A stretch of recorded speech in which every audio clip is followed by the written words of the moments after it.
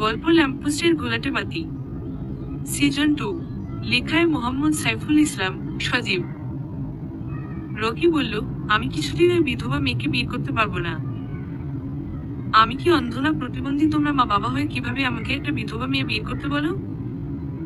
রকির বাবা বলল, বিধবা মেয়ে তো কি হয়েছে?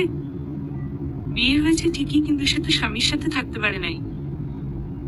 যার সাথে বিয়ে হয়েছিল সেই ছেলে বিদেশে থাকে, মোবাইলে বিয়ে হয়েছিল, আর দেশে ফিরে বাকি অনুষ্ঠানে সম্পন্ন করার কথা ছিল, কিন্তু কপাল খারাপ, তাই ছেলেটা সে বিদেশের মাটিতে কাজ করতে গিয়ে বিল্ডিং থেকে পড়ে মারা গেছে। রকি বলল, তাতে কি হয়েছে? যার সাথে বিয়ে হয়েছিল তার পরিবার কই? যেহেতু তাদের সন্তানের স্ত্রী, তাহলে তারা তাদের বাড়িতে রাখুক। মেয়েটার পরিবার খুবই গরিব, আর তার সে শ্বশুর বাড়ির লোকজন এ বিয়েতে রাজি ছিল না। রাজি ছিল না কেন? কারণ ওই ছেলে 2 বছর আগে বিদেশে যাবার আগে থেকে সাদিয়াকে পছন্দ করত। বিদেশে গিয়ে সে সাদিয়াকে বিয়ে করতে চায়, কিন্তু তার মা বাবা রাজি হলো না। বরং তার মা বাবা সাদিয়ার পরিবারকে তাড়াতাড়ি মেয়ে বিয়ে দিতে বলল। তখন সেই ছেলে বিদেশে বসেই মোবাইলে বিয়ে করার ইচ্ছে প্রকাশ করে। কিন্তু তাই বলে আমার ঘাড়ের উপর পড়তে হবে? সাদিয়া অনেক ভালো, মানসিকভাবে খুব বেশি কষ্ট পাচ্ছে, আর তার পরিবার আর পাড়া প্রতিবেশী সবাই তাকে অপয়া বলে ধিক্কার দিচ্ছে। সাদিয়া তাই রাগে কষ্টে অভিমানে আত্মহত্যা করতে চেয়েছিল, কিন্তু ভাগ্য সুপ্রসন্নতায় বেঁচে গেছে। কিন্তু তোমরা সাদিয়াকে পেলে কিভাবে? তোর নানার গ্রামে ওদের বাসা। আমরা কিছুদিন আগে তোর নানির অসুস্থতার সময় গেছিলাম, তখন সবকিছু জেনেছি। আর আমরা আসার সময় তাকে সঙ্গে করে নিয়ে এসেছি। পৃথিবীতে কত মানুষের কত রকমের জীবন থাকে। একদিন এই পৃথিবী ছেড়ে সবাই চলে যাবে, কিন্তু সেই ক্ষুদ্র জীবনে ভালো কাজ করার সুযোগ সবাই পায় না। রকি, পৃথিবীতে অনেক রকমের ভালো কাজ আছে বাবা, তাই একটা বিধবা মেয়ে বিয়ে করে যে ভালো কাজ করতে হবে সেটা মানতে পারলাম না। রকির মা বলল, আমরা গ্রামের সবাইকে অনেক বড় বড় কথা বলে সাদিয়াকে নিয়ে এসেছি। আমার বিশ্বাস ছিল তুই আমাদের কথা হাসি মুখে মেনে নিবি, কিন্তু অমন করছিস কেন? তোমরা এমন করে একটা সর্বনাশ করবে আমার, আর আমি হাসি মুখে মেনে নেব? মা, তাহলে তুমি কি করতে চাও? আমি সাদিয়াকে বিয়ে করতে পারবো না। রকি বাসা থেকে বেরিয়ে রাস্তার দিকে চলে গেল, আর দরজার পিছনে দাঁড়িয়ে সাদিয়া সবকিছু শুনে নিঃশব্দে কাঁদতে কাঁদতে ভেতরে গেল। আজকে হচ্ছে ঈদের দিন, কিন্তু তবুও তার বাড়ি থেকে কেউ কল দিয়ে তার খবর জানতে চায় নাই। কিন্তু যাদের কাছে এখানে আছে তারা ভালো, তবুও তাদের সন্তান রকি কত কিছু বলল। রকির কোন দোষ তার চোখে পড়ল না, কারণ সে কেন শুধু শুধু একটা বিধবা মেয়ে বিয়ে করবে? ঈদের দিন তবুও রকি শান্তিতে বন্ধুদের সাথে ঘুরতে পারল না, কারণ সকালে ঈদের নামাজ পড়ার পরে বৃষ্টি আরম্ভ হয়েছে। আর কিছুক্ষণ আগে বৃষ্টি পড়া বন্ধ হয়ে গেছে, তবে গাছ থেকে এখনো টপ টপ করে পানি পড়ছে। লাভলাইন 203 সারাদিন সজীব বা শফিকের সাথে তেমন কথা হয় নাই। বৃষ্টির মধ্যে ঠান্ডায় ঘুমিয়েছিল সারাদিন। ঘুম থেকে উঠেছে আর শরীর খানিকটা পড়ে, আর তখনই তার মা বাবা এই কথা নিয়ে আলোচনা শুরু করলেন। চট্টগ্রামে একটা গার্মেন্টসে চাকরি করে রকি। সজীব, শফিক তার কলেজ জীবনের বন্ধু। সজীব চট্টগ্রামে আছে, তাই তার সাথে থেকে গেলে ভালো হতো, তবে আর বাড়িতে এই সমস্যার সম্মুখীন হতে হতো না। রকি ঈদের ছুটিতে বাড়িতে এসেছে 2 দিন আগে। সে বাড়ির মধ্যে প্রবেশ করেই সাদিয়ার সামনে পড়েছে। তখন রকি খুব অবাক হয়ে গেল, কারণ এমন একটা অপরিচিত মেয়ে সে দেখে নাই। পরে তার মা বাবার কাছে জানলো যে মেয়েটার নাম সাদিয়া। এই বছরে এইচএসসি পরীক্ষা দেবার ইচ্ছে ছিল, কিন্তু ইচ্ছে পূরণ হয় নাই। মেয়েটার পরীক্ষা দেবার ইচ্ছে বাদ দিয়ে মা বাবা যে তাকে বিয়ে দেবার ইচ্ছে পূরণ করতে চায় সেটা পরে বুঝতে পারছে। মাগরিবের কিছুক্ষণ রকি রুম থেকে বেরিয়ে বাজারের দিকে চলে গেল। সজীবের কাছে কল দিয়েছে, কিন্তু সে রিসিভ করে নাই। সজীব দুপুরে একবার কল দিয়ে বলেছি সে আজকে সারাদিন বৃষ্টির সাথে ঘুরবে। সজীব আর বৃষ্টির মধ্যে অনেকদিন পরে সম্পর্ক ভালো যাচ্ছে, তাই তাদের বিরক্ত করা ঠিক হবে না। শফিকের কাছে কল দিই, কিন্তু নাম্বার বন্ধ দেয়। বাধ্য হয়ে গ্রামের বন্ধুদের খুঁজতে লাগলো। রকি স্কুল জীবনের বন্ধুরা কয়েকজন মিলে বাজারের পাশে ব্রিজের উপর বসে আছে। রকি সেখানে তাদের কাছে গেল খানিকক্ষণ আড্ডা দিতে। কিন্তু সেখানে গিয়েই তার মন খারাপ হয়ে গেল, আর উল্টো রাগও বাড়ল। রকির বন্ধু শিমুল বলল, কিরে, শুনলাম 2 দিন আগে বাড়ি আসছো, আর এর মধ্যে কোন দেখা হলো না, ঘটনা কি? রকি কিছু বলার আগেই মেহেদি বলল, কিভাবে বের হবে শিমুল? রকি তো শহর থেকে আসার আগেই তার বাবা মা তার জন্য পাত্রী বাড়িতে এনে রেখেছে। এখন সেই রেডিমেড বউ নিয়ে মনে হয় ব্যস্ত সময় কাটাচ্ছে। রকি বলল, চুপ কর রে ভাই। কেন আমরা ভুল কিছু বললাম? আমি তো ওই মেয়েকে বিয়ে করতে চাই না, আর মা বাবা যে তাকে আমার সাথে বিয়ে দেওয়ার জন্য নিয়ে এসেছে সেটা আগে জানতাম না। যদি জানতাম তাহলে তো বাড়িতেই আসতাম না, আর বিয়ে করা তো দূরের কথা। মেহেদি বলল, শুনলাম মেয়েটা নাকি বিধবা। হ্যাঁ, ঠিকই শুনেছিস, তবে নামের বিধবা মেয়ে, কারণ তার একটা বিদেশি প্রবাসীর সঙ্গে মোবাইলে বিয়ে হয়েছিল। কিন্তু সেই ছেলে দেশে আসার আগেই কাজ করতে গিয়ে মারা গেছে। শিমুল বলল, তবে সেই মেয়ের চেহারা অনেক সুন্দর, আমাদের পুরো গ্রাম খুঁজে অমন একটা সুন্দরী মেয়ে পাওয়া যাবে না। মেহেদি বলল, তুই দেখলি কিভাবে? সেদিন আঙ্কেলের সাথে রকিদের বাসায় গেছিলাম, তখন সেই মেয়ে চা নাস্তা খেতে দিছিল। মেহেদি বলল, তোর নজর সবসময় ওদিকে থাকে তাই না? ধুর, সামনে আসলো তখন দেখেছি। রকি বলল, তোরা চুপ কর ভাই, এ বিষয় নিয়ে কথা বলতে ইচ্ছে করছে না। আচ্ছা ঠিক আছে, বাদ দাও এসব, চল তাহলে বাজারে গিয়ে কিছু খাওয়া যাক। ঈশার নামাজের পরে সাদিয়া রকিদের বাসার ছাদে উঠে বসে রইল। ছাদে ওঠাক্ষণ ঢালাই সিঁড়ি নেই, তবে লোহার নির্মিত একটা সিঁড়ি আছে। কিন্তু সেই সিঁড়ির মাঝ বরাবর একটা ছোট পাত ছুটানো আছে, তাই উঠতে নামতে একটা শব্দ হয়। ছাদে বসে বসে নিজের ক্ষুদ্র জীবনের বড় বড় কষ্টের কথা মনে করছে, আর দু চোখ ভর্তি পানি বের হচ্ছে। কিন্তু রাতের আধারে সেই চোখের পানি মুছে ফেলার কোন প্রয়োজন নেই। রকির মা বাবাকে সাদিয়া আগে থেকে চিনত, কিন্তু শেষবার তারা যখন রকির নানা বাড়িতে বেড়াতে গেল তখনই সাদিয়া আত্মহত্যার চেষ্টা করে। এলাকার মানুষ তখন আরো বেশি পরিমাণে তিরস্কার করে তাকে, কারণ তার একটাই দোষ, সেটা হচ্ছে সে স্বামীকে পাওয়ার আগে তার স্বামী মারা গেছে। এটা নাকি তার নিজের দোষ।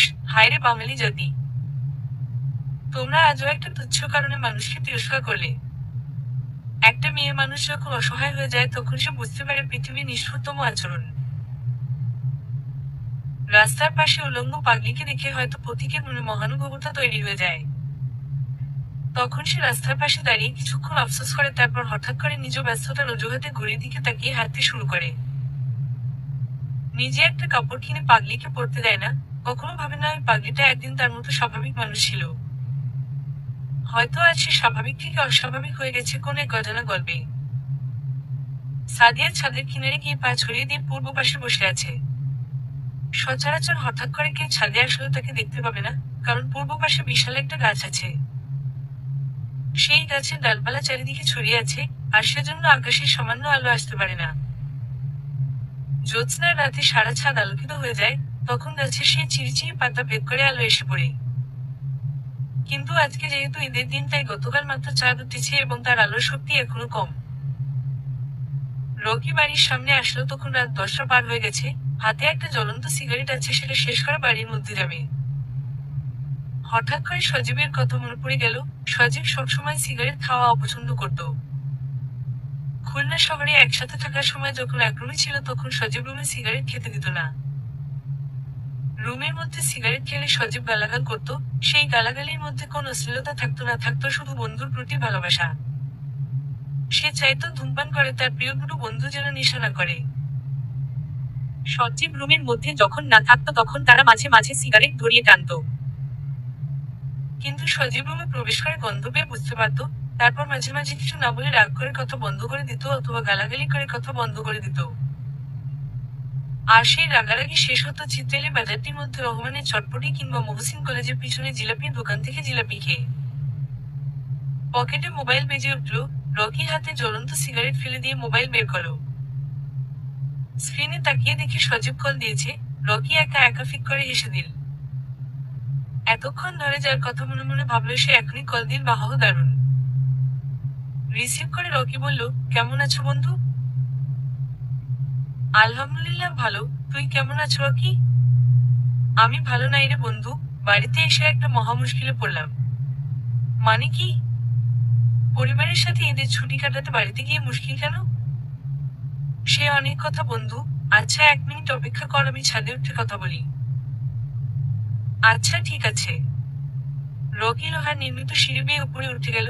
ছাদের অন্য প্রান্তে সাদিয়া আগে থেকে বসে আছে, সেটা সে দেখতে পেল না। রকি ছাদের দক্ষিণ দিকে গিয়ে মোবাইল কানে ধরে বলল, শুনতে পাচ্ছিস? হ্যাঁ পাচ্ছি, বল এবার তোর কি হয়েছে? মা বাবা আমাকে বিয়ে দিতে চায়। তুই একটা ছাগল মনে হয়, মা বাবা বিয়ে দিতে চায় সেটা কিভাবে ঝামেলা মনে হচ্ছে? তবে একটা সমস্যা আছে, আমাদের এখনো ডিপ্লোমা কমপ্লিট হয়নি, তাই এই মুহূর্তে বিয়ে একটা ঝামেলা। আরে ধুর, সেটা বড় সমস্যা নয়। মুশকিল হচ্ছে অন্য একটা বিষয় নিয়ে। কি বিষয়? যার সাথে বিয়ে ঠিক করেছে সে মেয়ে বিধবা। মানে কি? তাই তো বলি, আমি একটা শিক্ষিত সুদর্শন ছেলে হয়ে একটা বিধবা মেয়ে বিয়ে করবো কেন? তুই কি শিওর ওই মেয়ে বিধবা? 1000% শিওর। মা বাবা জেনে শুনে এই সিদ্ধান্ত নিয়েছে। আঙ্কেল আন্টি যেহেতু দুজন মিলে সিদ্ধান্ত নিয়েছে, সেহেতু একটা কারণ তো নিশ্চয়ই আছে।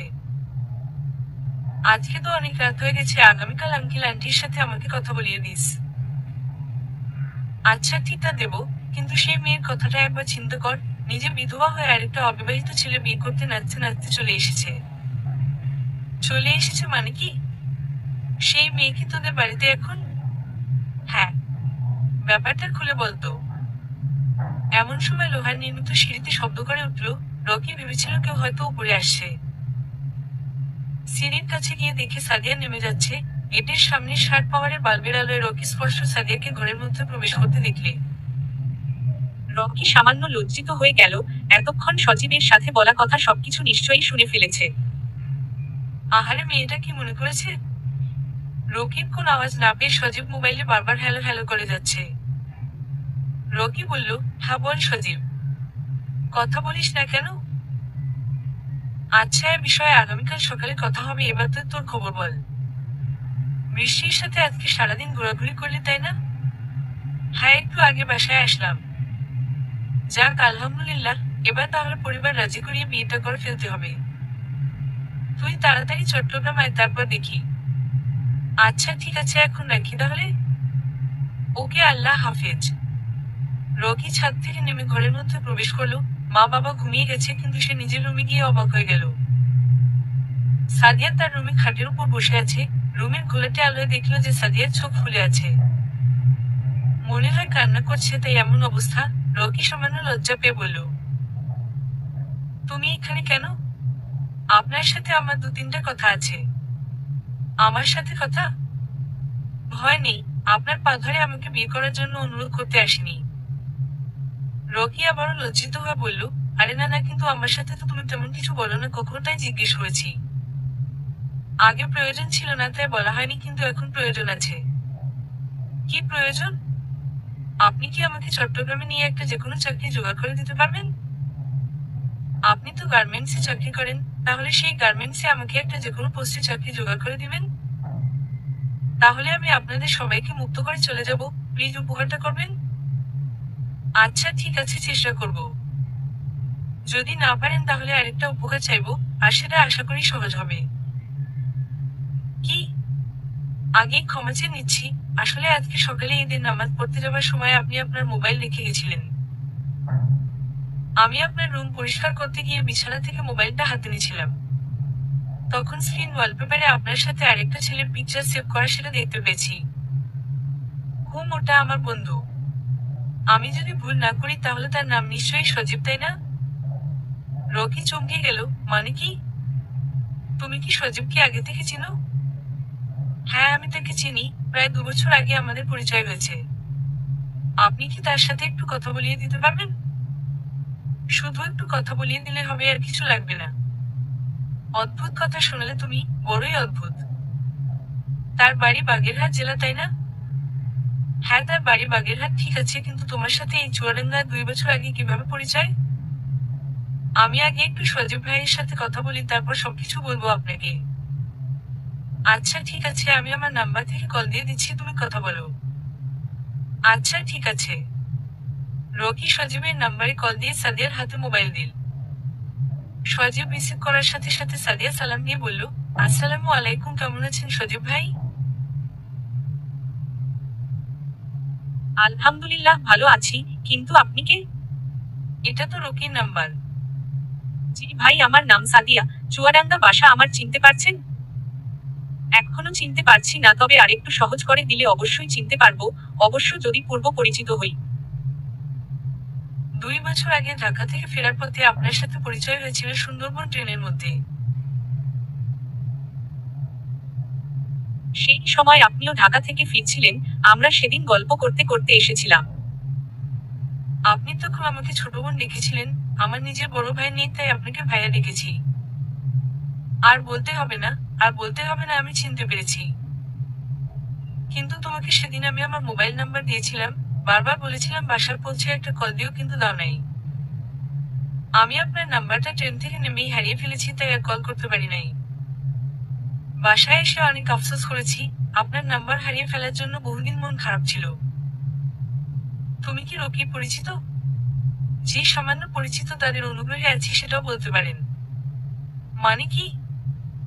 আপনার সাথে আমার অনেক কথা আছে, আমি আমার মোবাইল থেকে কল দেবো কাল সকালে। আচ্ছা ঠিক আছে। রাকিব ভাই, আসসালামু আলাইকুম। ওয়া আলাইকুম আসসালাম। সাদিয়া কল কেটে দিয়ে রকির হাতে মোবাইল দিয়ে রুম থেকে বেরিয়ে যাচ্ছিল। রকি পিছন থেকে ডাক দিয়ে বলল, সাদিয়া শোনো। জি বলেন। সজীবের সাথে তোমার পরিচয় কিভাবে, আমি কি সম্পূর্ণ জানতে পারি? অনেক রাত হয়ে গেছে, আগামীকাল বলি? না হবো, আমি এখন শুনবো। আঙ্কেল আন্টি এত রাতে আপনার রুমে আমাকে দেখলে রাগ করবে। তারা কিছু বলবে না, তুমি বলো। আমাদের পরিবারের আর্থিক অবস্থা খারাপ, তাই সংসার চলে অনেক কষ্টে। আজ থেকে 2 বছর আগে আমি এসএসসি পরীক্ষা দিয়ে আমার এক বান্ধবীর কাছে ঢাকা গেছিলাম। বান্ধবীর স্বামী একটা বড় কোম্পানির চাকরি করে, আমাকে বলেছিল একটা গার্মেন্টসে বা যেকোনো ছোটখাটো চাকরিতে ঢুকিয়ে দেবে। আমি সামান্য কিছু টাকা নিয়ে তখন ঢাকা শহরে গেলাম, কিন্তু অনেক কষ্ট করে চাকরি নিতে পারলাম না। লাভলাইন 203, প্রায় 1 মাস বিভিন্ন জায়গায় চেষ্টা করে কোন লাভ হয়নি, সবাই শুধু অভিজ্ঞতা চায়। এমনকি গার্মেন্টসে চাকরি করতেও কাজ না জানলে লোক নিবে না। বান্ধবীর বাসায় থাকতে থাকতে এক সময় তাদেরও অধৈর্য হয়ে গেল। এরপর আমি আবার বাড়িতে চলে আসলাম। আসার সময় আমি যখন কমলাপুর রেল স্টেশন থেকে ট্রেনে উঠলাম তখনই সজীব ভাইয়ের সাথে পরিচয়। তারপর ট্রেন আসতে আসতে আর আমরা 2 ভাই বোন গল্প করতে করতে সময় পেরিয়ে গেছে। সজীব ভাই আমার চাকরি করতে যাবার কথা শুনে আমাকে বলেছিলেন তার এক খালা নাকি চট্টগ্রামে ইপিজেডের মধ্যে গার্মেন্টসে চাকরি করে। ভাইয়া বলেছিল তার খালার কাছে বলে আমার জন্য একটা চাকরির ব্যবস্থা করে দিবেন। তিনি তার একটা মোবাইল নাম্বার লিখে দিয়েছিল আর বলেছিলেন আমি যেন বাড়িতে গিয়ে যোগাযোগ করি। কিন্তু ট্রেন থেকে নেমে আমি কেমন করে যেন তার নাম্বার হারিয়ে ফেললাম। অনেকদিন ধরে মন খারাপ ছিল, কারণ তার নাম্বারটা থাকলে হয়তো একটা চাকরির ব্যবস্থা আল্লাহ করে দিত। তোমার বিয়ে হয়েছিল কতদিন আগে? 3 মাস আগে। তার সাথে কি বিয়ের আগে থেকে তোমার প্রেমের সম্পর্ক ছিল? না হোক, পারিবারিক ভাবে বিয়ে হয়েছে। পারিবারিক ভাবে মোবাইলে বিয়ে? উনি বিদেশে যাবার আগে আমাকে প্রপোজ করেছিলেন, তখন আমি ক্লাস 10-এ পড়ি। কিন্তু আমি তখন তাকে ফিরিয়ে দিয়েছিলাম, কারণ প্রেম ভালোবাসা এগুলো তুচ্ছ মনে হতো। দিন শেষে খাবার যাদের পেটে জোটে না তারা আবার প্রেম করে সময় পার করবে কিভাবে? তারপর তারপর সে বিদেশে চলে গেল। আমিও তার সেই প্রপোজের কথা ভুলে গেছি, কিন্তু 4 মাস আগে সে আমার বড় চাচার সাথে কথা বলে। বড় চাচার ফোন নাম্বার কিভাবে জোগাড় করেছে জানি না, তবে তার সাথে কথা বলে বলল যে সে আমাকে বিয়ে করতে চায়। কিন্তু তার পরিবার আমাকে মেনে নিবে না, তাই সে একা একা বিয়ে করবে। ওহো আচ্ছা, তারপর? যেহেতু আমরা গরিব তাই মা বাবা ভাবলো এমন সুযোগ আর পাওয়া যাবে না। সেই ছেলে বিয়ের খরচের জন্য টাকা পাঠিয়ে দিল, তারপর কাজে রেখে মোবাইলে বিয়ে হয়ে গেল। বিয়ের কতদিন পর মারা গেছে? 25 দিন পরে সে মারা গেছে। তবে এই 25 দিনের মধ্যে সীমিতভাবে কথা হয়েছে আমাদের, কারণ সে কাজে বিজি থাকতো বেশি। ভেবেছিলাম এবার তাহলে এইচএসসি পরীক্ষা দেব, কিন্তু ভাগ্য খারাপ তাই আর হলো না। বুঝতে পারছি। একটা প্রশ্ন ছিল আমার। কি? আপনি তখন সজীব ভাইয়ের সাথে কথা বলার সময় বৃষ্টি নামটা শুনলাম। সজীব ভাই 2 বছর আগে আমাকে বলেছিলেন তিনি একটা মেয়ের জন্য অপেক্ষা করে আছে। তাহলে এটাই কি সেই বৃষ্টি? হ্যাঁ, এটাই সেই বৃষ্টি। তাকে খুঁজে পাওয়া গেছে, তবে মাঝখানে সজীবের জীবনে অনেক বড় ঝড় হয়ে গেছে। মিথ্যে মামলায় অভিযুক্ত হয়ে 7 মাস জেল খেটেছে, পড়াশোনা সমাপ্ত করতে পারে নাই এখনো। তবে আলহামদুলিল্লাহ এখন মোটামুটি সবকিছু তার নিয়ন্ত্রণে চলে এসেছে। মানুষের দুঃখের পরে সুখ ফিরে আসে, তাই সজীবের জীবনে অনেক কষ্টের পরে হয়তো সুখ ফিরে আসতে চলেছে। আমি তাহলে যাই? ঠিক আছে। আরেকটা কথা, আপনি তো রাতের খাবার খাননি, এখনো খাবেন না? আমার বন্ধুর সাথে তার বাসায় গেছিলাম, তাই এখন আর কিছু খাবো না। ওহো, আচ্ছা ঠিক আছে, তাহলে আমি খাবার ফ্রিজে রেখে দিচ্ছি। হুম। পরদিন সকালে সজীব রকির মা বাবার সঙ্গে কথা বলে সবকিছু জেনে নিল। রকির মা বাবার কথা শুনে সজীব আনন্দ পেয়েছে, তাই সে সবকিছু করার জন্য জোরালো প্রচেষ্টা করতে বলে দিল। রকিকে রাজি করানোর দায়িত্ব সজীব নিজের উপর নিয়ে তারপর বলল, আঙ্কেল আপনি চিন্তা করবেন না, আপনি কাজে নিয়ে আসার ব্যবস্থা করুন, রকি পাঞ্জাবি পরে তৈরি হবে। ঠিক তো বাবা, তুমি একটু ভালো করে তোমার বন্ধুকে বোঝাও, সাদিয়া মেয়েটা অনেক ভালো। তার মতো মেয়ে এখন সচরাচর পাওয়া যায় না, তাই ও যেন বিয়েটা করে ফেলে। ঠিক আছে আঙ্কেল, আপনারা চিন্তা করবেন না। তুমি তাহলে আসবে? না আঙ্কেল, আমি চট্টগ্রামে আছি, তাই এত দূর হতে যেতে পারবো না। তাছাড়া ঈদের ছুটিতে যানজট একটু বেশি লাগে, তাই আপাতত হচ্ছে না। ঠিক আছে বাবা, কিন্তু তবুও ওদের দুজনের জন্য দোয়া করিও। অবশ্যই করব। রকি সত্যি সত্যি সজীবের কথায় রাজি হয়ে গেল। দুই বন্ধু মিলে শহরে বিয়ে করে কে কোন জায়গায় থাকবে সেটা নিয়ে আলোচনা হলো। ঈদের একদিন পরে মাগরিবের নামাজের পরে কাজী এসে রকির সাথে সাদিয়ার বিয়ে দিয়ে চলে গেল। খুব সাদামাটা ভাবে সবকিছু আয়োজন করা হয়েছে, কারণ তেমন কিছু দরকার নেই। আত্মীয় স্বজনদের তেমন কাউকে ডাকা হলো না। রকির বাবা বলল যে টাকা দিয়ে তিনি খরচ করবেন, সেই টাকা ছেলে আর বৌমার কাছে দিলে তারা উন্নত হবে। ঈদের 2 দিন পর সকাল 10টা। আব্দুল মতিন চায়ের কাপ পরিষ্কার করছেন আর বিরক্তি মুখে মামুন ও তার বন্ধুদের দিকে তাকিয়ে আছে। 2 ঘন্টা যাবৎ তারা দুটি বেঞ্চ দখল করে বসে থাকবে আর তার মধ্যে 100 টাকাও বিল করবে না। যাও, 2-1 টাকা কিছু খাবে, সেই টাকা আবার খাতায় লিখে রাখতে বলে মামুন। বছর শেষে হালখাতা হলে তখন পরিশোধ করার কথা, কিন্তু সেই বছর শেষে তাকে পাওয়া যায় না। তার বাবা বাধ্য হয়ে 50% পরিশোধ করে আর বাকি 50% এর স্থান পরবর্তী হালখাতায়। মামুন গতকাল রাতেই তার মাকে সাথে করে বাসায় ফিরে এসেছে। সামান্য অসুস্থ হয়ে পড়েছিলেন, তাই তাকে নিয়ে হাসপাতালে গেছিল মামুন। রাস্তা থেকে যখন গাড়িতে উঠছিল তখন বৃষ্টির মাকে একটা কাজে নিচে এসেছিলেন। তিনি জিজ্ঞেস করাতে মামুন মিথ্যে করে বলেছেন যে তার মা অসুস্থ এবং বৃষ্টি যেন তাকে মাফ করে দেয়। এমন কথা বলার কারণ হচ্ছে বৃষ্টির কাছে আরেকটু ভালো হওয়া। বৃষ্টি যেন বুঝতে পারে যে মামুন তার মায়ের জন্য সব ছেড়ে দিচ্ছে। মামুনের মাথার মধ্যে এখন নতুন করে বুদ্ধি কাজ করছে। সে আগে যেটা করতে চেয়েছিল সেটা এখন করতে চাচ্ছে। তাই মামুন আজকে আবার মিতুর সাথে দেখা করার পরিকল্পনায় সবকিছু তাকে খুলে বলবে। সে অনেক সূক্ষ্ম জ্ঞানের পরিকল্পনা করেছে, কারণ একটা প্রতিষ্ঠিত পরিকল্পনা হচ্ছে কাজের সফলতা অর্ধেক এগিয়ে দেয়। অনিচ্ছা সত্ত্বেও মিতু মামুনকে বাসায় আনতে বাধ্য হয়ে গেল। মামুনের জন্য চা নিয়ে এসে মামুনের সাথে বসে রইল। মামুন প্রথম বেশ কিছুক্ষণ মনোযোগ দিয়ে চা খাওয়ালো, তারপর বলল, ভেবেছিলাম আমাদের পরিকল্পনা কাজে লাগাতে হবে না, কারণ তার আগেই সজীবের খালা এসে সবকিছু এলোমেলো করে দিছিল। কিন্তু ইদানিং সে ঘনিষ্ঠতা আবার বৃদ্ধি পেয়ে গেছে, তাই আমার পূর্ব পরিকল্পনা অনুযায়ী এগোতে হবে। দেখুন ভাইয়া, এসব বাদ দেন। তারা যেহেতু সুখে শান্তিতে থাকতে চায়, সেখানে বাধা দিয়ে কি লাভ? সম্পূর্ণ খেলা যখন শেষ হবে তখন আমি লাভ আর ক্ষতির হিসাব করব। তার আগে মনোযোগ দিয়ে কাজটা করতে হবে। সফল হতে পারলে সফলতা 0%। কিন্তু আমি এসব পারবো না। তুমি ভালো করে শোনো মিস মিতু, তুমি যদি কাজটা করো তাহলে সজীব তোমার। কারণ সেই মুহূর্তে সজীব খুব ভেঙে পড়বে, তখন তুমি তাকে সান্ত্বনা দিয়ে কাছে চলে যাবে। দরকার নেই ভাই। তোমার দরকার নেই তাতে কি? আমার দরকার আছে। তাই তুমি যদি রাজি না হও তাহলে কাজটা অন্য কাউকে দিয়ে করাবো। তখন কিন্তু সজীবের প্রাণের ঝুঁকি হবে, কারণ অন্য কেউ তো সজীবের জন্য মায়া করবে না। তোমার সজীবকে দরকার, তাই তুমি তাকে যত্ন করে বিপদে ফেলবে, কিন্তু অন্য কাউকে দিয়ে যখন করাবো তখন সে এতটা যত্ন করে বিপদে ফেলবে না। খুব নির্যাতন করা হবে, এমনকি এতটা ভয়ানক হতে পারে যে তার লাশের পচা মাংস খাওয়ার জন্য কুকুর কিংবা শকুনে তাকে খুঁজে পাবে না। ভাবো তো কতদূর। আমাকে কি করতে হবে? গুড, এবার ঠিক আছে, বেশি কিছু না। সজীবকে একদিন তোমার বাসায় দাওয়াত দিয়ে নিয়ে আসতে হবে, তারপর তাকে শরবত বা যেকোনো খাবারের মধ্যে ঘুমের ঔষধ দিতে হবে। সজীব তোমার বাসায় নিজের অজান্তেই ঘুমিয়ে পড়বে, তখন তুমি তাকে সামান্য অন্তরঙ্গ করে গেঞ্জি, বিছানা ইত্যাদি একটু এলোমেলো করবে। তারপর তার গালে, গলায়, বুকে, বাহুতে তোমার ঠোঁটে লিপস্টিক ছাপ দিবে। এরপর মোবাইল বের করে কিছু ছবি তুলবে, সেই ছবি তুমি বৃষ্টিকে দেখাবে।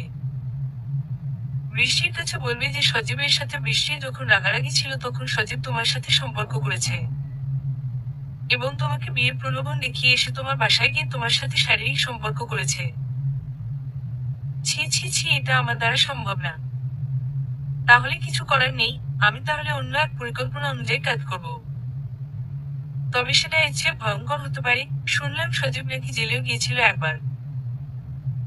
তাহলে সেই রকমের একটা ব্যবস্থা করতে হবে যাতে পৃথিবীর বাইরে জগৎ থেকে আলাদা হয়ে যায়। আপনার দুটো পায়ে পড়ি, এমনটা করবেন না। যেভাবে বলেছি সেভাবে কাজ করতে পারলে সজীব তোমার হবে। সজীবকে দেখে তুমি তোমার সাথে কিছু অশ্লীল ছবি তুলবে, সেগুলো আমাকে দিতে হবে না। কারণ তোমার সন্দেহ হতে পারে যে আমি তোমাকে সেই ছবি দিয়ে ব্ল্যাকমেইল করতে পারি বা অনলাইনে ছড়িয়ে দিতে পারি। তাই সেই ছবি তুমি বৃষ্টিকে দেখিয়ে নিজে ডিলিট করে দিও, কিন্তু মূল বিষয় হচ্ছে কাজটা করতে হবে। না হলে সজীবের জন্য আরেকটা খুনের মামলা সাজানো হবে। এবার কিন্তু প্রমাণ থাকবে আমার কাছে। তুমি কি জানো, মিথ্যা মামলা যদি সাজানো হয় সেটা থেকে বের হওয়া খুব কষ্টের, কারণ অনেক ভাবনা চিন্তা করার পরিকল্পনা করা হয়।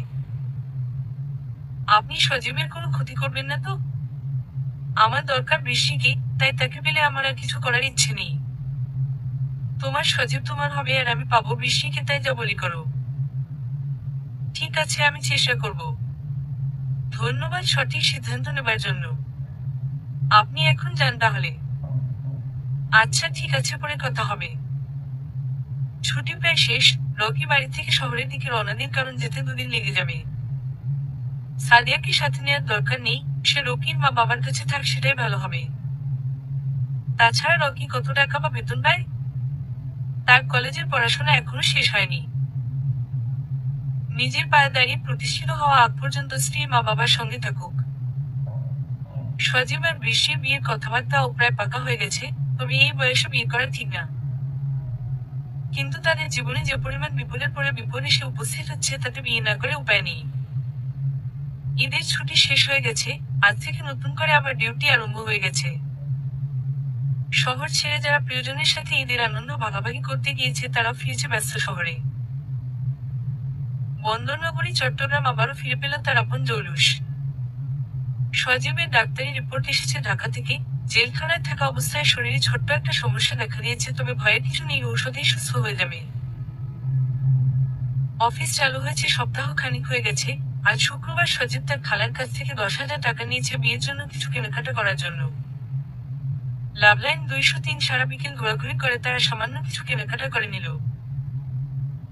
বৃষ্টি বাসায় চলে গেল আর সজীব চলে গেল মিতুর সাথে দেখা করতে, কারণ মিতু কল দিয়েছিল এবং খুব জরুরি কথার জন্য বাসায় যেতে বলেছে। সজীবের জন্য আগেই ঘুমের ঔষধ মেশানো মিষ্টি শরবত তৈরি করে রেখেছে মিতু। সজীবকে শরবত দিয়ে বিছানায় বসতে বলে নিজে রান্নাঘরের দিকে চলে গেল। মিতু মোটামুটি নিশ্চিত যে সজীব একটু পরে ঘুমিয়ে যাবে, আর সে তখনই তার উদ্দেশ্য সফল হবে। আর সত্যি সত্যি সজীব কিছুক্ষণ পরে ঘুমিয়ে গেল। বিছানায় বসে বসে রিমোট হাতে টিভি দেখছিল। চোখ দুটো হঠাৎ করে আস্তে আস্তে স্তব্ধ হয়ে যাচ্ছিল, তাই কিনার থেকে বালিশ টেনে মাথা লাগিয়ে শুয়ে পড়ল। যখন ঘুম ভাঙল তখন রাত 12টা পেরিয়ে গেছে। মিতু চোখে মুখে পানি দিয়ে জাগ্রত করেছে। সজীব সামান্য লজ্জিত হয়ে গেল, কারণ দাওয়াতে এসে যে এভাবে ঘুমিয়ে যাবে বুঝতে পারে নাই। ঘুম থেকে উঠে দেখে মিতু রান্না করে রেখেছে, তাই ডিনার করে বাসা থেকে বেরিয়ে গেল। মিতু অবশ্য এত রাতে যেতে নিষেধ করেছে, কিন্তু সজীব সেটা মানতে রাজি হলো না। তাই প্রায় 1টার দিকে সজীব বাসা থেকে বের হয়ে নিজের বাসায় চলে গেল। তবে সজীব বুঝতে পারে নাই যে মিতু তার উদ্দেশ্য সফল করে ফেলেছে। 3 দিন পর মামুনের কাছ থেকে বৃষ্টির মোবাইল নাম্বার সংগ্রহ করে মিতু বৃষ্টির কাছে কল দিল। বৃষ্টিকে তার সাথে জরুরি দেখা করার কথা বলল। তখন বৃষ্টি বলল, ঠিক আছে, সমস্যা নেই, দেখা তো করাই যায়। কিন্তু অফিসে ঈদের পর থেকে কারোরই রাত 8টার আগে ছুটি হচ্ছে না, তাই এই সপ্তাহে আর দেখা করতে পারল না। পরবর্তী শুক্রবার বৃষ্টি মিতুকে তার বাসায় যেতে বলল আর মিতুও রাজি হয়ে গেল। বৃষ্টির বাসায় এসে অনেকক্ষণ থাকার পরে মিতু বলল, আমি তাহলে আসি আপু? বৃষ্টি বলল, তুমি তো জরুরি কিছু বলতে চাইলে, সেটা না বলে চলে যাবে তুমি? তেমন কিছু না। তুমি কি কিছু লুকাতে চেষ্টা করছো? আপু, আপনাদের বিয়ে কবে? 10-15 দিনের মধ্যে হবে ইনশাআল্লাহ। ওহো আচ্ছা, এবার তোমার কথা বলো। আপু, আমি সজীবকে পছন্দ করি বা ভালোবাসি তা তো নিশ্চয়ই জানেন। সম্পূর্ণ না জানলেও কিছুটা জানি। আপনারা সজীবের আগে একবার বিয়ের কথাবার্তা পাকা হওয়ার সময় একটা ঝামেলা হয়েছিল, মনে আছে? তখন আপনারা সজীবের মাঝে প্রায় মাসখানিক যোগাযোগ বন্ধ ছিল। হ্যাঁ, মনে আছে। আসলে আপু, কিভাবে যে বলি, এত পেঁচিয়ে কথা বলো কেন? সহজে বলতে পারো না তুমি? আপনাদের দুজনের মধ্যে যখন যোগাযোগ বিচ্ছিন্ন হয়ে গেছে তখন সজীব আমাকে অ্যাকসেপ্ট করে। মানে? তারপর কি হলো? আমার দুর্বলতার সুযোগ নিয়ে এসে আমাকে বিয়ে করার প্রলোভন দেখিয়েছে। আপনার সাথে নাকি আর যোগাযোগ হবে না, তারপর সে আমাকে বিয়ে করে সংসার করার প্রতিশ্রুতি দিয়েছেন। তুমি সত্য বলছো? জি। তারপর কি হলো? সজীব হঠাৎ করে একদিন খুব মন খারাপ করেছিল, তখন আমি তাকে আমার বাসায় নিয়ে গেলাম। সেদিন রাতটা সে আমার বাসাতেই ছিল। তারপর কি হয়েছে সেটা তো নিশ্চয়ই বলতে হবে না, তাই না? বলতে হবে। বলো, কি হয়েছে রাতে? সেই রাতে সজীব আমার সাথে ফিজিক্যাল রিলেশন করে। আমি প্রথমে বাধা দিলাম, কিন্তু পরে তার মন খারাপ দেখে আর কিছু বলিনি। বৃষ্টির মুখটা অন্ধকার হয়ে গেল, শরীর আস্তে আস্তে শক্ত হয়ে গেল। কোনোমতে বলল, তারপর? এরপর আমি তার সাথে 4 বার তার বাসায় গেছিলাম, আর প্রতিবারই আমাদের মাঝে সম্পর্কটা হয়েছে। রমজান মাসে? জি, রোজার মধ্যে 2 দিন গেছিলাম, তবে রাত 8টার পরে। তুমি যা বলছো সবকিছু কি সত্যি? জি, সত্যি বলছি। আপনি চাইলে আমার মোবাইলে আমি একদিন কিছু ছবি তুলে রাখছিলাম, সেগুলো দেখাতে পারি। সেদিন সজীব ঘুমিয়েছিল আর আমি আমার পাশে শায়িত তার ঘুমন্ত শরীর আর মুখের ছবি তুলেছিলাম। কই ছবিগুলো দেখি। ঠিক আছে আপু। মিতু তার মোবাইল বের করে বৃষ্টির কাছে দিল। বৃষ্টি কতক্ষণ ধরে ছবিগুলো মনোযোগ দিয়ে দেখল। তারপর মিতুর কাছে মোবাইল ফিরিয়ে দিয়ে গম্ভীর হয়ে কিছুক্ষণ বসে রইল।